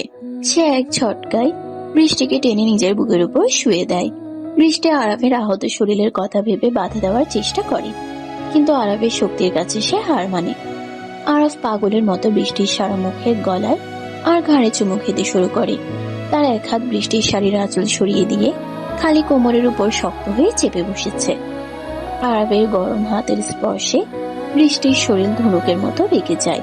সে আরবের চওড়া পিঠে নিজের নখ গেঁথে দেয়। আরবের ঠোঁট বৃষ্টির গলার কাছে একটা লাল দাগ তৈরি করে দেয়। দুজনে নিঃশ্বাসের গতি ক্রমশ বাড়ছে। ঘরের ভেতরের পরিবেশ এক চরম উত্তেজনায় পরিপূর্ণ। আরব কোনো বাধাই মানতে চাইছে না। সে বৃষ্টির শাড়ির ভেতরে হাত ঢুকিয়ে তার পিঠে স্পর্শ করে। বৃষ্টির মুখ দিয়ে একটা অস্ফুট শব্দ বেরিয়ে আসে। আমি তোমাকে আজ পুরোটা নিজের করে নিতে চাই বৃষ্টি। আমি আর অপেক্ষা করতে পারছি না। না আরাব প্লিজ, আপনার শরীর ভালো নেই, আপনি আরো অসুস্থ হয়ে পড়বেন। আরাফ বৃষ্টির কথায় কান দেয় না। সে বৃষ্টির ঠোঁটের উপর আবার একটা দীর্ঘ আর আগ্রাসী চুমু এঁকে দেয়। তবে তার আগেই জিশান দরজায় জোরে জোরে ধাক্কা দিতে শুরু করে। আরাফ বিরক্ত হয়ে বৃষ্টিকে ছেড়ে দেয়। বৃষ্টি তাড়াতাড়ি নিজের শাড়ি ঠিক করে বিছানা থেকে নেমে দাঁড়ায়। আরাফ খুব রাগী গলায় জিশানকে ভেতরে আসতে বলে। জিশান খুব চিন্তিত মুখে ভেতরে ঢুকে। বস, নিচে পুলিশ এসেছে। ইন্সপেক্টর কবির ফোর্স নিয়ে আপনার সাথে দেখা করতে চাইছেন। উনি বলছেন বৃষ্টিকে নাকি আপনি জোর করে আটকে রেখেছেন। উনি বৃষ্টিকে নিতে এসেছেন। কবিরের এত বড় সাহস, ও আমার বাড়িতে ঢুকে আমার জিনিস নিয়ে যেতে চায়। আরাব, আমার খুব ভয় করছে। পুলিশ আমাকে ধরে নিয়ে গেলে আমি আর আপনাকে দেখতে পাবো না। শান্ত হও পিচ্ছি, আমি থাকতে কেউ তোমাকে ছুঁতেও পারবে না। জিশান, তুই নিচে যা, আমি আসছি। কিন্তু বস, আপনি এই অবস্থায় কিভাবে নিচে যাবেন? আরাব আহত হতে পারে, কিন্তু মরে তো যায়নি। আমি দেখছি ওই কবিরের কত বড় সাহস।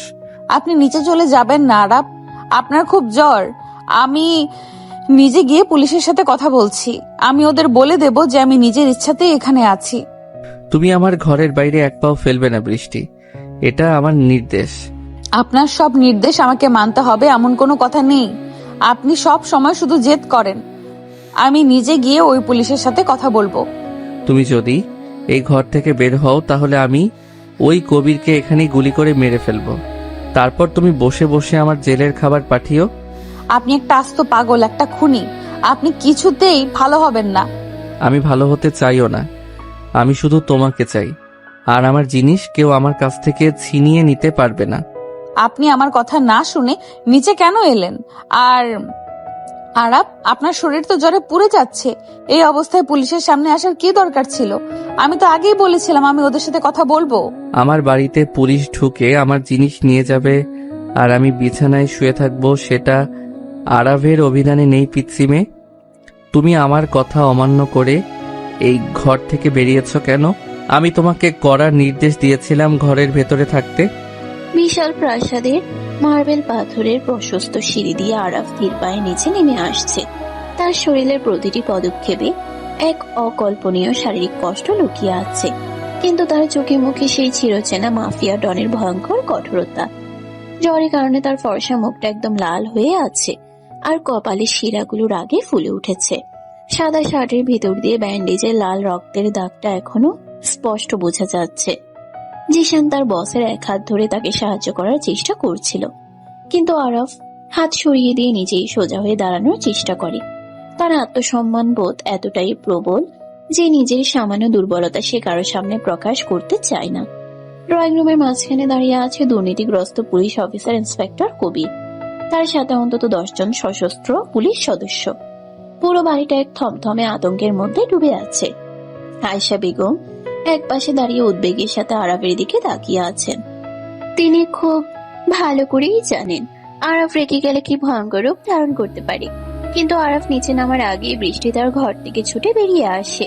সে আরাফের নির্দেশ অমান্য করেই নিচে চলে এসেছে, কারণ এই অসুস্থ মানুষটাকে সে একা পুলিশের সামনে ছাড়তে কোনোভাবেই রাজি নয়। বৃষ্টির পরনে সেই হালকা নীল রঙের সুতির শাড়ি, আর চোখে মুখে অদ্ভুত এক দৃঢ়তা। যে সাধারণ অনাথ মেয়েটা কিছুদিন আগেও এই অন্ধকার জগৎটাকে চরম ভয় পেত, সে আজ বুক চিতিয়ে আরাফের পাশে এসে দাঁড়ায়। আরাফ অবাক হয়ে বৃষ্টির এই প্রতিবাদী রূপ দেখে। তার বুকের ভেতরটা এক অজানা শান্তিতে ভরে ওঠে। মেয়েটা তাকে সত্যিই ভালোবাসতে শুরু করেছে। আরাব সাহেব, আপনার শরীর তো দেখছি খুব খারাপ, কিন্তু আমার কিছু করার নেই। ওপর মহলে করা নির্দেশ আছে এই মেয়েটিকে আপনি জোর করে আটকে রেখেছেন।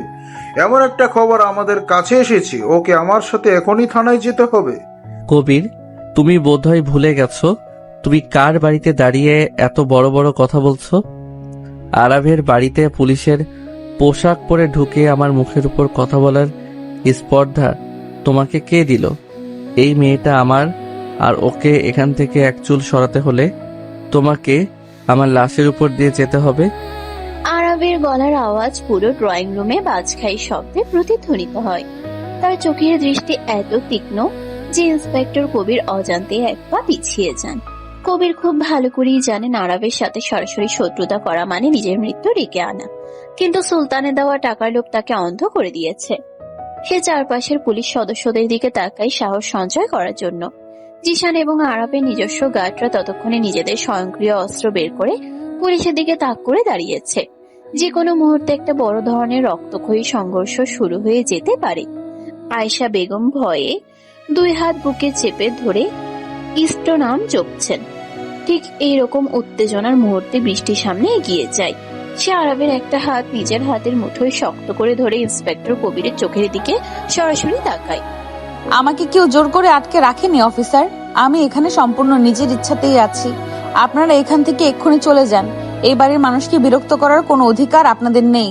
তুমি ভয় পেও না মেয়ে, আমরা তোমাকে বাঁচাতে এসেছি। তুমি আমাদের সামনে সত্যি কথাটা বলতে পারো। এই দুর্দর্শ মাফিয়া ডন তোমাকে হুমকি দিয়ে আটকে রেখেছে, সেটা আমরা খুব ভালো করেই জানি। তুমি আমাদের সাথে চলো, তোমার আশ্রমে তোমাকে পৌঁছে দেওয়ার দায়িত্ব পুলিশের। কবিরের কথা শুনে বৃষ্টির ঠোঁটের কোন একটা তাচ্ছিলের হাসি ফুটে ওঠে। সে আরবের হাতের মুঠোটা আরো শক্ত করে ধরে। আরাফ মুগ্ধ দৃষ্টিতে বৃষ্টির এই সাহসিকতা দেখছে। তার পিচ্চি মেয়েটা আজ পুলিশের সামনে দাঁড়িয়ে তাকে রক্ষা করার চেষ্টা করছে। এই দৃশ্যটা আরাফের কাছে দুনিয়ার সেরা উপহার বলে মনে হচ্ছে। আরাফ নিজের আহত শরীর নিয়ে একটু সামনের দিকে ঝুঁকে দাঁড়ায় এবং কবিরের দিকে এক ভয়ঙ্কর হাসি দেয়। আমি আপনাকে একবার বলেছি অফিসার, আমি নিজের ইচ্ছাতেই আরবের কাছে আছি। উনি আমাকে কোনো হুমকি দেননি। উনি আমার হবু স্বামী। একজন স্ত্রীর জায়গা তার স্বামীর পাশেই হয়, তাই আমাকে উদ্ধার করার কোনো প্রয়োজন আপনাদের নেই। আপনারা দয়া করে এখান থেকে বিদায় হন। তুমি নিজের কানেই সবটা শুনলে কবির। এবার যদি তুমি নিজে থেকে এই বাড়ি থেকে বের না হও, তাহলে আমি আমার ছেলেদের নির্দেশ দিতে বাধ্য হব তোমার লাশটা এখান থেকে বের করার জন্য। আরাফ যা বলে তা সে অক্ষরে অক্ষরে পালন করে, সেটা তুমি ভালো করেই জানো। বৃষ্টির মুখে স্বামী ডাক শুনে আরবের বুকের ভেতর এক তীব্র আনন্দের স্রোত বয়ে যায়। সে বৃষ্টির কোমরে নিজের ডান হাতটা শক্ত করে জড়িয়ে ধরে তাকে একদম নিজের বুকের সাথে মিশিয়ে নেয়। ইন্সপেক্টর কবির বুঝতে পারেন এখানে আর কোনোভাবেই সুবিধা করা যাবে না। মেয়েটা নিজেই যখন আরবের পক্ষে কথা বলছে, তখন জোর করে তাকে নিয়ে যাওয়া আইনত অসম্ভব। আর আরবের সশস্ত্র বাহিনীর সামনে দাঁড়ানোর ক্ষমতা তার ফোর্সের নেই। কবির রাগে গজগজ করতে করতে পুলিশ সদস্যদের নিয়ে বাড়ি থেকে বেরিয়ে যান। ড্রয়িং রুমের থমথমে পরিবেশটা মুহূর্তের মধ্যে শান্ত হয়ে আসে। আয়েশা বেগম স্বস্তি নিঃশ্বাস ফেলে সোফায় বসে পড়েন। জিশান তার লোকেদের অস্ত্র নামিয়ে পজিশনে ফিরে যাওয়ার নির্দেশ দেয়। পুলিশ চলে যাওয়ার পরপরই আরাফের শরীর আর ভার নিতে পারে না। অতিরিক্ত উত্তেজনা আর জ্বরের কারণে তার চোখ দুটো ঘোলাটে হয়ে আসে। সে আর দাঁড়িয়ে থাকতে না পেরে বৃষ্টির গায়ের উপর ঢলে পড়ে।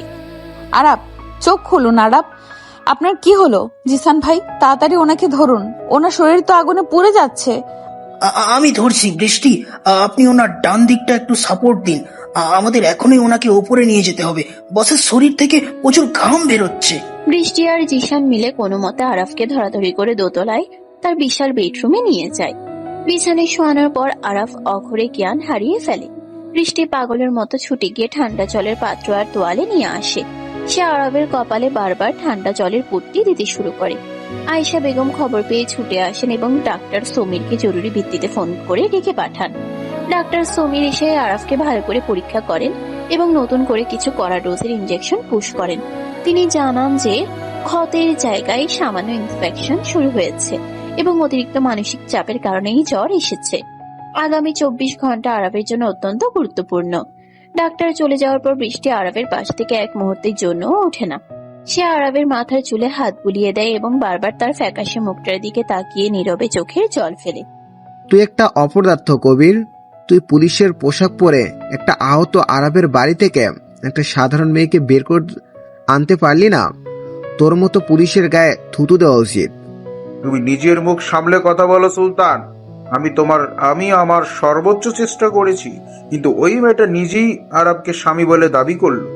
পুলিশের সামনে একটা মেয়ে যখন নিজে থেকে ওই কথা বলে, তখন আমার কি করার থাকে? আর আরবের বাড়ির ভেতরে ওর 10টা বন্দুকধারী গার্ড আমার দিকে অস্ত্র তাক করে দাঁড়িয়েছিল। আমি ওখানে নিজের জীবন দিতে যাব নাকি? শহরের অন্য প্রান্তে একটা নোংরা গোডাউনে বসে সুলতান রাগে হাতের কাছের গ্লাসটা ছুঁড়ে মারে দেয়ালের দিকে। গ্লাসটা টুকরো টুকরো হয়ে ভেঙে পড়ে। রকি আর তার অন্যান্য সঙ্গীরা ভয়ে এক কোনায় সিটিয়ে আছে। সুলতান ভেবেছিল পুলিশ দিয়ে খুব সহজেই সে বৃষ্টিকে নিজের ডেরায় তুলে আনতে পারবে, কিন্তু সেই প্ল্যানটাও চরমভাবে ব্যর্থ হলো। আরাফ যে এত দ্রুত ওই সাধারণ মেয়েটার মন জয় করে নেবে সেটা সুলতান স্বপ্নেও ভাবতে পারেনি। সুলতানের চোখে মুখে এখন এক ভয়ঙ্কর নিষ্ঠুরতার ছাপ। সে নিজের চেয়ার থেকে উঠে পায়চারি করতে শুরু করে। তাকে যে কোনো উপায়ে আরাফকে ধ্বংস করতে হবে। ভাই, আমরা এবার কি করব? মেয়েটাকে তো আরাব নিজের চোখের আড়াল করছে না, আর আরাবের বাড়িতে হামলা করা মানে নিজেদের মৃত্যু ডেকে আনা। মেয়েটা আরাবের চোখের আড়াল হচ্ছে না ঠিকই, কিন্তু ওই মেয়েটার একটা বড় দুর্বলতা আছে রকি। ওর ওই অনাথ আশ্রম আর ওই মায়া নামের মেয়েটা। বৃষ্টি আরাবকে ভালোবাসতে পারে, কিন্তু নিজের আশ্রমের ক্ষতি ও কখনোই মেনে নিতে পারবে না। আমরা কাল রাতেই ওই অনাথ আশ্রমে আগুন লাগিয়ে দেব।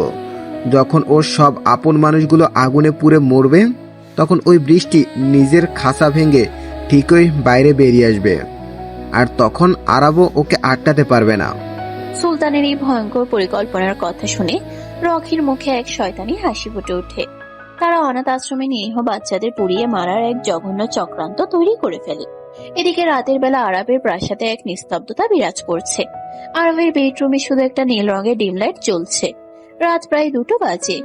বৃষ্টির 2 চোখ ঘুমে ঢুলু ঢুলু, কিন্তু সে জোর করে জেগে আছে। আরাবের জ্বর এখন কিছুটা কমেছে, কিন্তু তার শরীর তখনও ঘামে ভিজে আছে। বৃষ্টি একটা শুকনো তোয়ালে দিয়ে খুব সাবধানে আরাবের বুক আর গলার খামগুলো মুছে দেয়। আরাবের চওড়া বুকের পেশিগুলো স্পষ্ট বোঝা যাচ্ছে। বৃষ্টির হাতে নরম স্পর্শে আরাবের ঘুম ভেঙে যায়। সে খুব ধীর গতিতে নিজের চোখ মেলে তাকায়। নীল আলোতে বৃষ্টির মায়াবী মুখটা দেখে তার মনে হয় সে যেন কোনো স্বর্গে আছে। আরাফ খুব কষ্ট করে নিজের ডান হাতটা তুলে বৃষ্টির গালে রাখে। তুমি এখনো ঘুমাওনি পিচ্ছি? সারা রাত এভাবে বসে থাকলে তুমি তো নিজেই অসুস্থ হয়ে পড়বে। আমার কাছে এসো। আমি ঠিক আছি আরাব। আপনার শরীর এখন কেমন আছে? জ্বরটা কিছুটা কমেছে, কিন্তু ব্যথা কি খুব বেশি হচ্ছে? আপনি আর একটু ঘুমিয়ে নিন, আপনার বিশ্রামের খুব প্রয়োজন। আরাফ কোনো কথা না বলে বৃষ্টির ডান হাতটা ধরে এক টানে তাকে নিজের বুকের উপর শুয়ে দেয়। বৃষ্টি চমকে উঠে বাধা দেওয়ার চেষ্টা করে, কিন্তু আরাফের শক্তির কাছে সে সবসময় পরাজিত হয়। আরাফের আহত শরীরে যাতে কোনো চাপ না লাগে সেদিকে বৃষ্টির খুব খেয়াল। সে খুব সাবধানে নিজের শরীরের ভার 2 হাতের কনুইয়ের উপর রেখে আরাবের বুকের একটু উপরে ভেসে থাকে। দুজনের মুখের মাঝে এখন সামান্য একটু দূরত্ব। আরাবের গভীর নেশা ধরানো চোখ দুটো বৃষ্টির চোখের দিকে স্থির হয়ে আছে। আরাবের গরম নিঃশ্বাস বৃষ্টির মুখে এসে পড়ছে। ঘরের নীরবতার মাঝে শুধু তাদের দুজনের হৃদস্পন্দনের শব্দ শোনা যাচ্ছে। পুলিশকে তুমি কি বললে বৃষ্টি? আমি কি সত্যি তোমার হবু স্বামী, নাকি সেটা শুধু আমাকে বাঁচানোর জন্য একটা মিথ্যে অভিনয় ছিল? তুমি কি সত্যি আমাকে এই অধিকারটা দিয়েছো? আমি কোনো অভিনয় করিনি আরাব। আমি জানি আপনি অনেক খারাপ কাজ করেছেন। আপনার দুনিয়াটা খুব অন্ধকার, কিন্তু আপনার ওই অন্ধকারের ভেতরে লুকিয়ে থাকা আলোটা শুধু আমি দেখতে পেয়েছি। আপনি আমার জন্য নিজের জীবন বিপন্ন করেছেন। আমি চাইলেও আপনাকে আর ঘৃণা করতে পারি না। বৃষ্টির এই স্পষ্ট স্বীকারোক্তি আরাফের বুকের ভেতরে এক বিশাল তৃপ্তির জন্ম দেয়। সে আর এক মুহূর্ত অপেক্ষা না করে নিজের বাঁ হাত দিয়ে বৃষ্টির মাথার পেছনে চুলগুলো শক্ত করে খামছে ধরে এবং তাকে নিজের মুখের উপর নামিয়ে আনে। আরাফের ঠোঁট জোড়া বৃষ্টির নরম ঠোঁটের উপর আশ্রে পড়ে। এই চুম্বন আগের মতো কোনো জোর বা জবরদস্তি নেই, বরং আছে এক তীব্র আবেগ আর গভীর ভালোবাসা। আরাফ খুব আলতো করে বৃষ্টির উপরে ঠোঁট নিজের ঠোঁটের মাঝে নিয়ে চুষতে থাকে। তারপর নিচের ঠোঁটে হালকা একটা কামড় বসিয়ে দেয়। বৃষ্টি ব্যথায় আর এক অচেনা সুখে চোখ বন্ধ করে ফেলে। তার মুখ দিয়ে এখন একটা অস্ফুট আহ শব্দ বেরিয়ে আসে। আরাফ এই সুযোগে নিজের জীব বৃষ্টির মুখের ভিতর ঢুকিয়ে দিয়ে তাকে পুরোপুরি নিজের আয়ত্তে নিয়ে নেয়। বৃষ্টির সারা শরীরে যেন বিদ্যুতের ঢেউ খেলে যায়। সে নিজের 2 হাত দিয়ে আরাফের খালি বুকের পেশিগুলো খামচে ধরে এবং চুমুর গভীরতায় সমানভাবে সাড়া দিতে শুরু করে। আরাব, আপনার সেলাই ব্যথা লাগবে, প্লিজ একটু শান্ত হন। তুমি কাছে থাকলে আমার সব ব্যথা আনন্দ হয়ে যায় বৃষ্টি। আজ আমাকে বাধা দিও না, আমি তোমাকে পুরোপুরি অনুভব করতে চাই। আরাফ বৃষ্টির ঠোঁট ছেড়ে দিয়ে তার গলায় আর ঘাড়ে পাগলের মতো চুমু খেতে শুরু করে। তার দাঁতের হালকা ঘর্ষণে বৃষ্টির ফর্সা গলায় একের পর এক লাল দাগ তৈরি হতে থাকে। আরাবের ডান হাতটা বৃষ্টির শাড়ির আঁচল সরিয়ে দিয়ে তার খালি কোমরের উপর গিয়ে পড়ে। আরাবের হাতের গরম স্পর্শে বৃষ্টির শরীর ধনুকের মতো বেঁকে যায়। সে আরাবের চুলের ভেতর নিজের আঙ্গুল ঢুকিয়ে দিয়ে তাকে আরো শক্ত করে জড়িয়ে ধরে। আরাবের হাত ক্রমশ কোমরের উপর থেকে পিঠের দিকে এগোতে থাকে। সে খুব সাবধানে বৃষ্টির ব্লাউজের হুকগুলো একটা একটা করে খুলতে শুরু করে। বৃষ্টির শাশুড়ির লজ্জায় আর উত্তেজনায় থরথর করে কাঁপছে, কিন্তু সে আরাবকে কোনোভাবেই বাধা দেয় না। সে আজ নিজেকে সম্পূর্ণভাবে এই মাফিয়া ডনের কাছে সমর্পণ করতে প্রস্তুত। আরাব ব্লাউজের বাঁধন খুলে দিয়ে বৃষ্টির ফর্সা পিঠের উপর নিজের হাত বুলাতে থাকে। তুমি এত সুন্দর কেন বৃষ্টি? তোমার এই নরম শরীরটা আমাকে পাগল করে দিচ্ছে। আমি চাই আমার জীবনের প্রতিটি রাত ঠিক এভাবেই তোমার সাথে কাটুক। আমি শুধু আপনারই আরাব, আমাকে কখনো নিজের কাছ থেকে দূরে সরিয়ে দিবেন না। আমি আপনার এই অন্ধকার জগৎকে ভয় পাই ঠিকই, কিন্তু আপনাকে ছাড়া আমার বেঁচে থাকা সম্ভব নয়। আরাফ বৃষ্টির চোখের দিকে তাকিয়ে মুচকি হাসে। তারপর সে বৃষ্টিকে নিজের পাশে শুয়ে দিয়ে তার শরীরের উপর কিছুটা ঝুঁকে পড়ে। আরাফ খুব সাবধানে নিজের ব্যান্ডেজ করা অংশটা বাঁচিয়ে বৃষ্টির ঘাড় থেকে শুরু করে বুকের উপরিভাগ পর্যন্ত অসংখ্য উষ্ণ চুম্বন এঁকে দেয়। বৃষ্টির নিঃশ্বাসের গতি ক্রমশ দ্রুত হচ্ছে। সে দুই হাতে বিছানার চাদর খামচে ধরে নিজের ভেতরের প্রবল উত্তেজনাকে সামলানোর চেষ্টা করছে। আরাফ বৃষ্টির শাড়ির ভাঁজগুলো খুব আলতো করে সরিয়ে দিতে তার পায়ের উন্মুক্ত অংশের উপর হাত বোলাতে শুরু করে।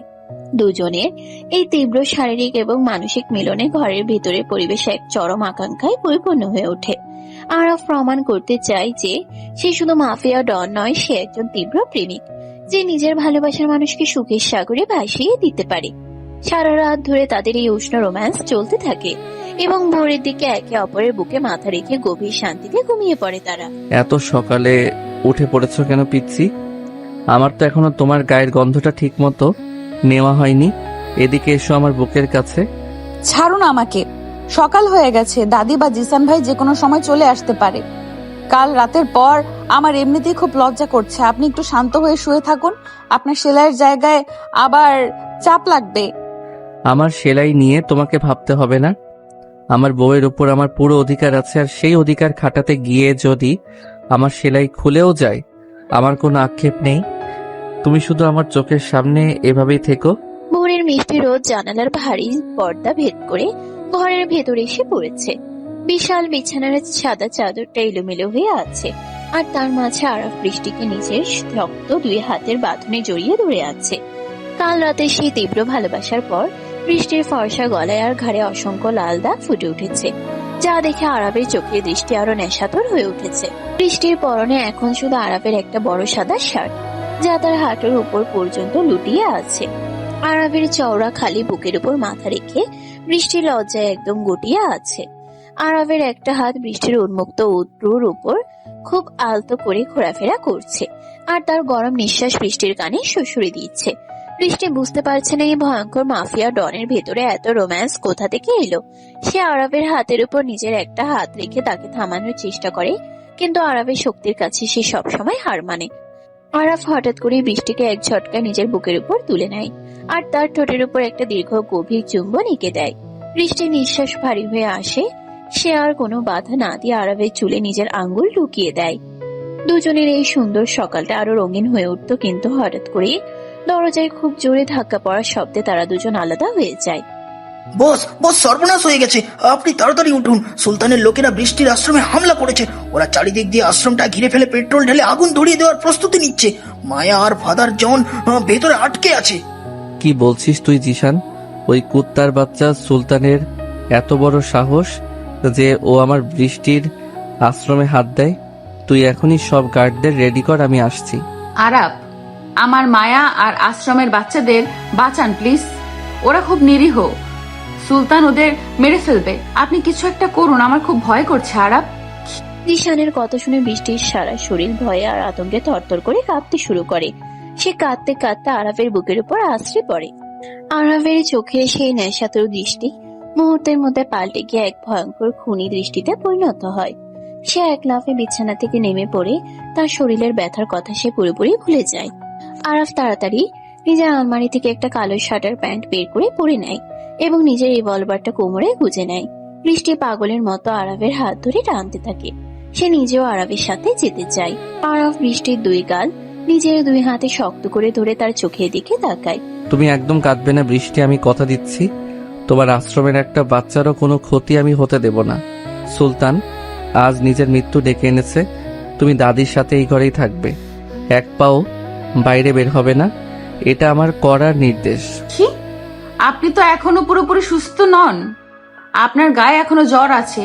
আপনি এই সুলতানের সাথে কিভাবে পারবেন? আমি আপনাকে একা ছাড়বো না। আরাফ কখনো হারে না পিচ্ছি। আর এখন তো আমার সাথে তোমার ভালোবাসা আছে। এই দুনিয়ার কোনো শক্তি আজ আমাকে আটকাতে পারবে না। তুমি শুধু আমার জন্য অপেক্ষা করো। আরাফ বৃষ্টির কপালে একটা গভীর চুমু খেয়ে ঘর থেকে বেরিয়ে যায়। আয়েশা বেগম খবর পেয়ে আগে ড্রয়িং রুমে দাঁড়িয়েছিলেন। আরাফকে এভাবে আহত অবস্থায় আবার অস্ত্রের মুখে যেতে দেখে তার বুকটা কেঁপে ওঠে। কিন্তু তিনি জানেন আরাফকে এখন আটকানো সম্ভব নয়। আরাফ জিসানকে নিয়ে বিশাল এসইউভি গাড়িতে উঠে এবং তাদের পিছনে আরো 4টে গাড়িতে অন্তত 40 জন সশস্ত্র গার্ড আশ্রমের দিকে রওনা দেয়। অন্যদিকে শহরের অনাথ আশ্রমের সামনে এক ভয়ঙ্কর পরিস্থিতি তৈরি হয়েছে। সুলতানের লোকেরা আশ্রমের প্রধান গেটে তালা ঝুলিয়ে দিয়েছে এবং চারদিকে পেট্রোল ঢেলে আগুন ধরিয়ে দিয়েছে। আগুনের লেলিহান শিখা ক্রমশ আশ্রমের ভেতরের দিকে এগোচ্ছে। মায়া, ফাদার জন এবং আশ্রমের ছোট ছোট বাচ্চারা ভেতরে আটকা পড়ে ভয়ে চিৎকার করে কাঁদছে। রকি আর সুলতান একটু দূরে দাঁড়িয়ে এই দৃশ্য দেখে পৈশাচিক আনন্দে হাসছে। এবার দেখবো আরব কিভাবে ওই আশ্রম বাঁচায়। আর ওই বৃষ্টি যখন শুনবে তার সব আপন মানুষগুলো আগুনে পুড়ে ছাই হয়ে গেছে, তখন সে নিজেই আমার পায়ে এসে পড়বে। আরবের অহংকার আমি আজ মাটিতে মিশিয়ে দেব। ভাই, আগুন তো প্রায় মেইন বিল্ডিং এর কাছে চলে গেছে। এবার ওরা কেউ বাঁচতে পারবে না। আরবের আসার আগেই সব শেষ হয়ে যাবে। সুলতানের হাসির শব্দ শেষ হওয়ার আগেই রাস্তার মোড় ঘুরে তীব্র গতিতে আরবের কনভয় এসে আশ্রমের সামনে থামে। আরবের কালো এসইউভি গাড়িটা সোজা এসে সুলতানের একটা জিপকে সজোরে ধাক্কা মারে। জিপটা উল্টে গিয়ে রাস্তার পাশে ছিটকে পড়ে। সুলতান আর রকি চমকে উঠে, তারা বুঝতে পারেনি আরাফ এত তাড়াতাড়ি এখানে এসে পৌঁছে যাবে। গাড়ি দরজা খুলে আরাফ বেরিয়ে আসে। তার চোখে মুখে এখন আক্ষরিক অর্থেই আগুন জ্বলছে। সে কোনো কথা না বলে সরাসরি নিজের রিভলভার বের করে গুলি চালাতে শুরু করে। প্রথম গুলিতেই সুলতানের একজন গার্ড মাটিতে লুটিয়ে পড়ে। জিসান এবং আরাফের অন্যান্য লোকেরাও গাড়ি থেকে নেমে বৃষ্টির মতো গুলি চালাতে শুরু করে। মুহূর্তের মধ্যে আশ্রমের সামনের রাস্তাটা একটা যুদ্ধক্ষেত্রে পরিণত হয়। জিশান, তুই ছেলেদের নিয়ে পেছনের দেওয়াল ভেঙে আশ্রমের ভেতরে ঢোক। আর মায়া, ফাদার জন আর বাচ্চাদের নিরাপদে বাইরে বের করে আন। সুলতান আর ওর কুত্তাগুলোকে আজ আমি নিজের হাতে শেষ করব। ঠিক আছে বস, আপনি সাবধানে থাকবেন। সুলতানের হাতে ভারী অস্ত্র আছে বস, ভারী অস্ত্র। ঈশান কয়েকজনকে নিয়ে আশ্রমের পেছনের দিকে ছুটে যায়। আরাফ একাই সুলতানের লোকেদের উপর মৃত্যুর মতো ঝাঁপিয়ে পড়ে। তার আহত কাঁধ থেকে আবার রক্ত ঝরতে শুরু করেছে। শার্টের এক পাশ ভিজে যাচ্ছে, কিন্তু আরাফের সেদিকে কোনো ভ্রুক্ষেপ নেই।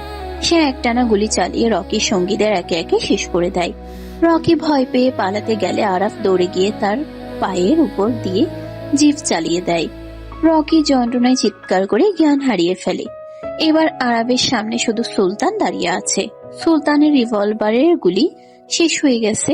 সে ভয়ে কাঁপতে কাঁপতে পেছনের দিকে এগোতে থাকে। আরাফ নিজের রিভলভারটা ছুঁড়ে ফেলে দিয়ে খালি হাতে সুলতানের দিকে এগিয়ে যায়। আমাকে ছেড়ে দে আরব, আমি আর কখনো তোর বা ওই মেয়েটার রাস্তায় আসবো না। তুই যা চাস আমি তোকে তাই দিয়ে দেব, আমাকে মারিস না। তুই আমার পিচ্চির চোখে জল এনেছিস সুলতান। তুই ওর আশ্রমে আগুন দেওয়ার সাহস দেখিয়েছিস। আজ তোকে দুনিয়ার কোনো শক্তি আমার হাত থেকে বাঁচাতে পারবে না। তোর মৃত্যু আজ আমার হাতেই লেখা আছে। আরাফ বাঘের মতো ঝাঁপিয়ে পড়ে সুলতানের উপর। সে সুলতানের কলার চেপে ধরে তার মুখে একের পর এক ভয়ঙ্কর ঘুষি মারতে শুরু করে। সুলতানের নাক মুখ ফেটে রক্ত বেরিয়ে আসে, কিন্তু আরাফের রাগ বিন্দুমাত্র কমে না। সে সুলতানকে তুলে আশ্রয় ফেলে জ্বলন্ত আশ্রমের গেটের সামনে রাস্তায়। সুলতানের বাঁচার সব আশা শেষ হয়ে যায়।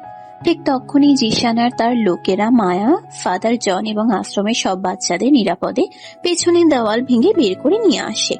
বাচ্চাদের কান্না আর মায়ার ভয়ার্ত চেহারা দেখে আরাফের ভেতরের পশুটা আরো যেন হিংস্র হয়ে ওঠে। সে সুলতানের বুকের উপর পা রেখে তাকে চিরতরে শেষ করে দেয়।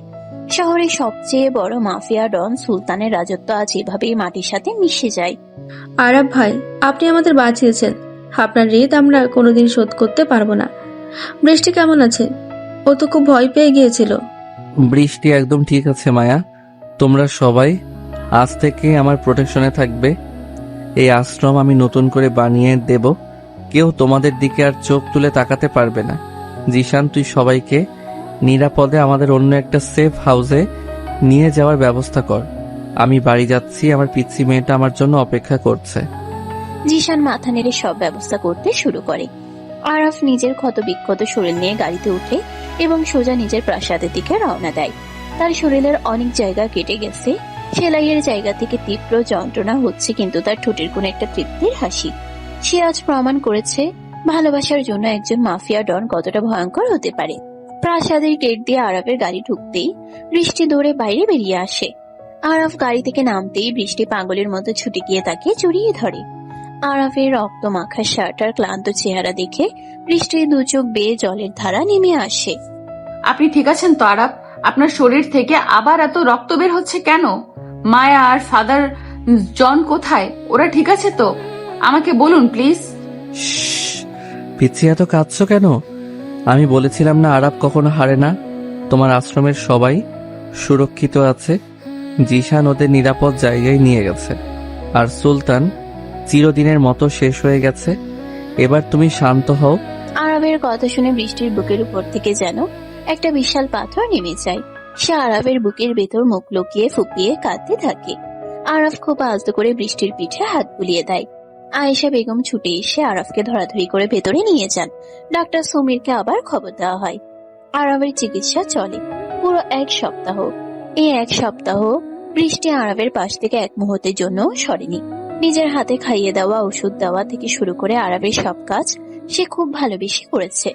আরাবের প্রতি তার যে ভয় আর ঘৃণা ছিল তা সম্পূর্ণ মুছে গিয়ে সেখানে এক তীব্র নির্ভরতা আর গভীর ভালোবাসা জায়গা করে নিয়েছে।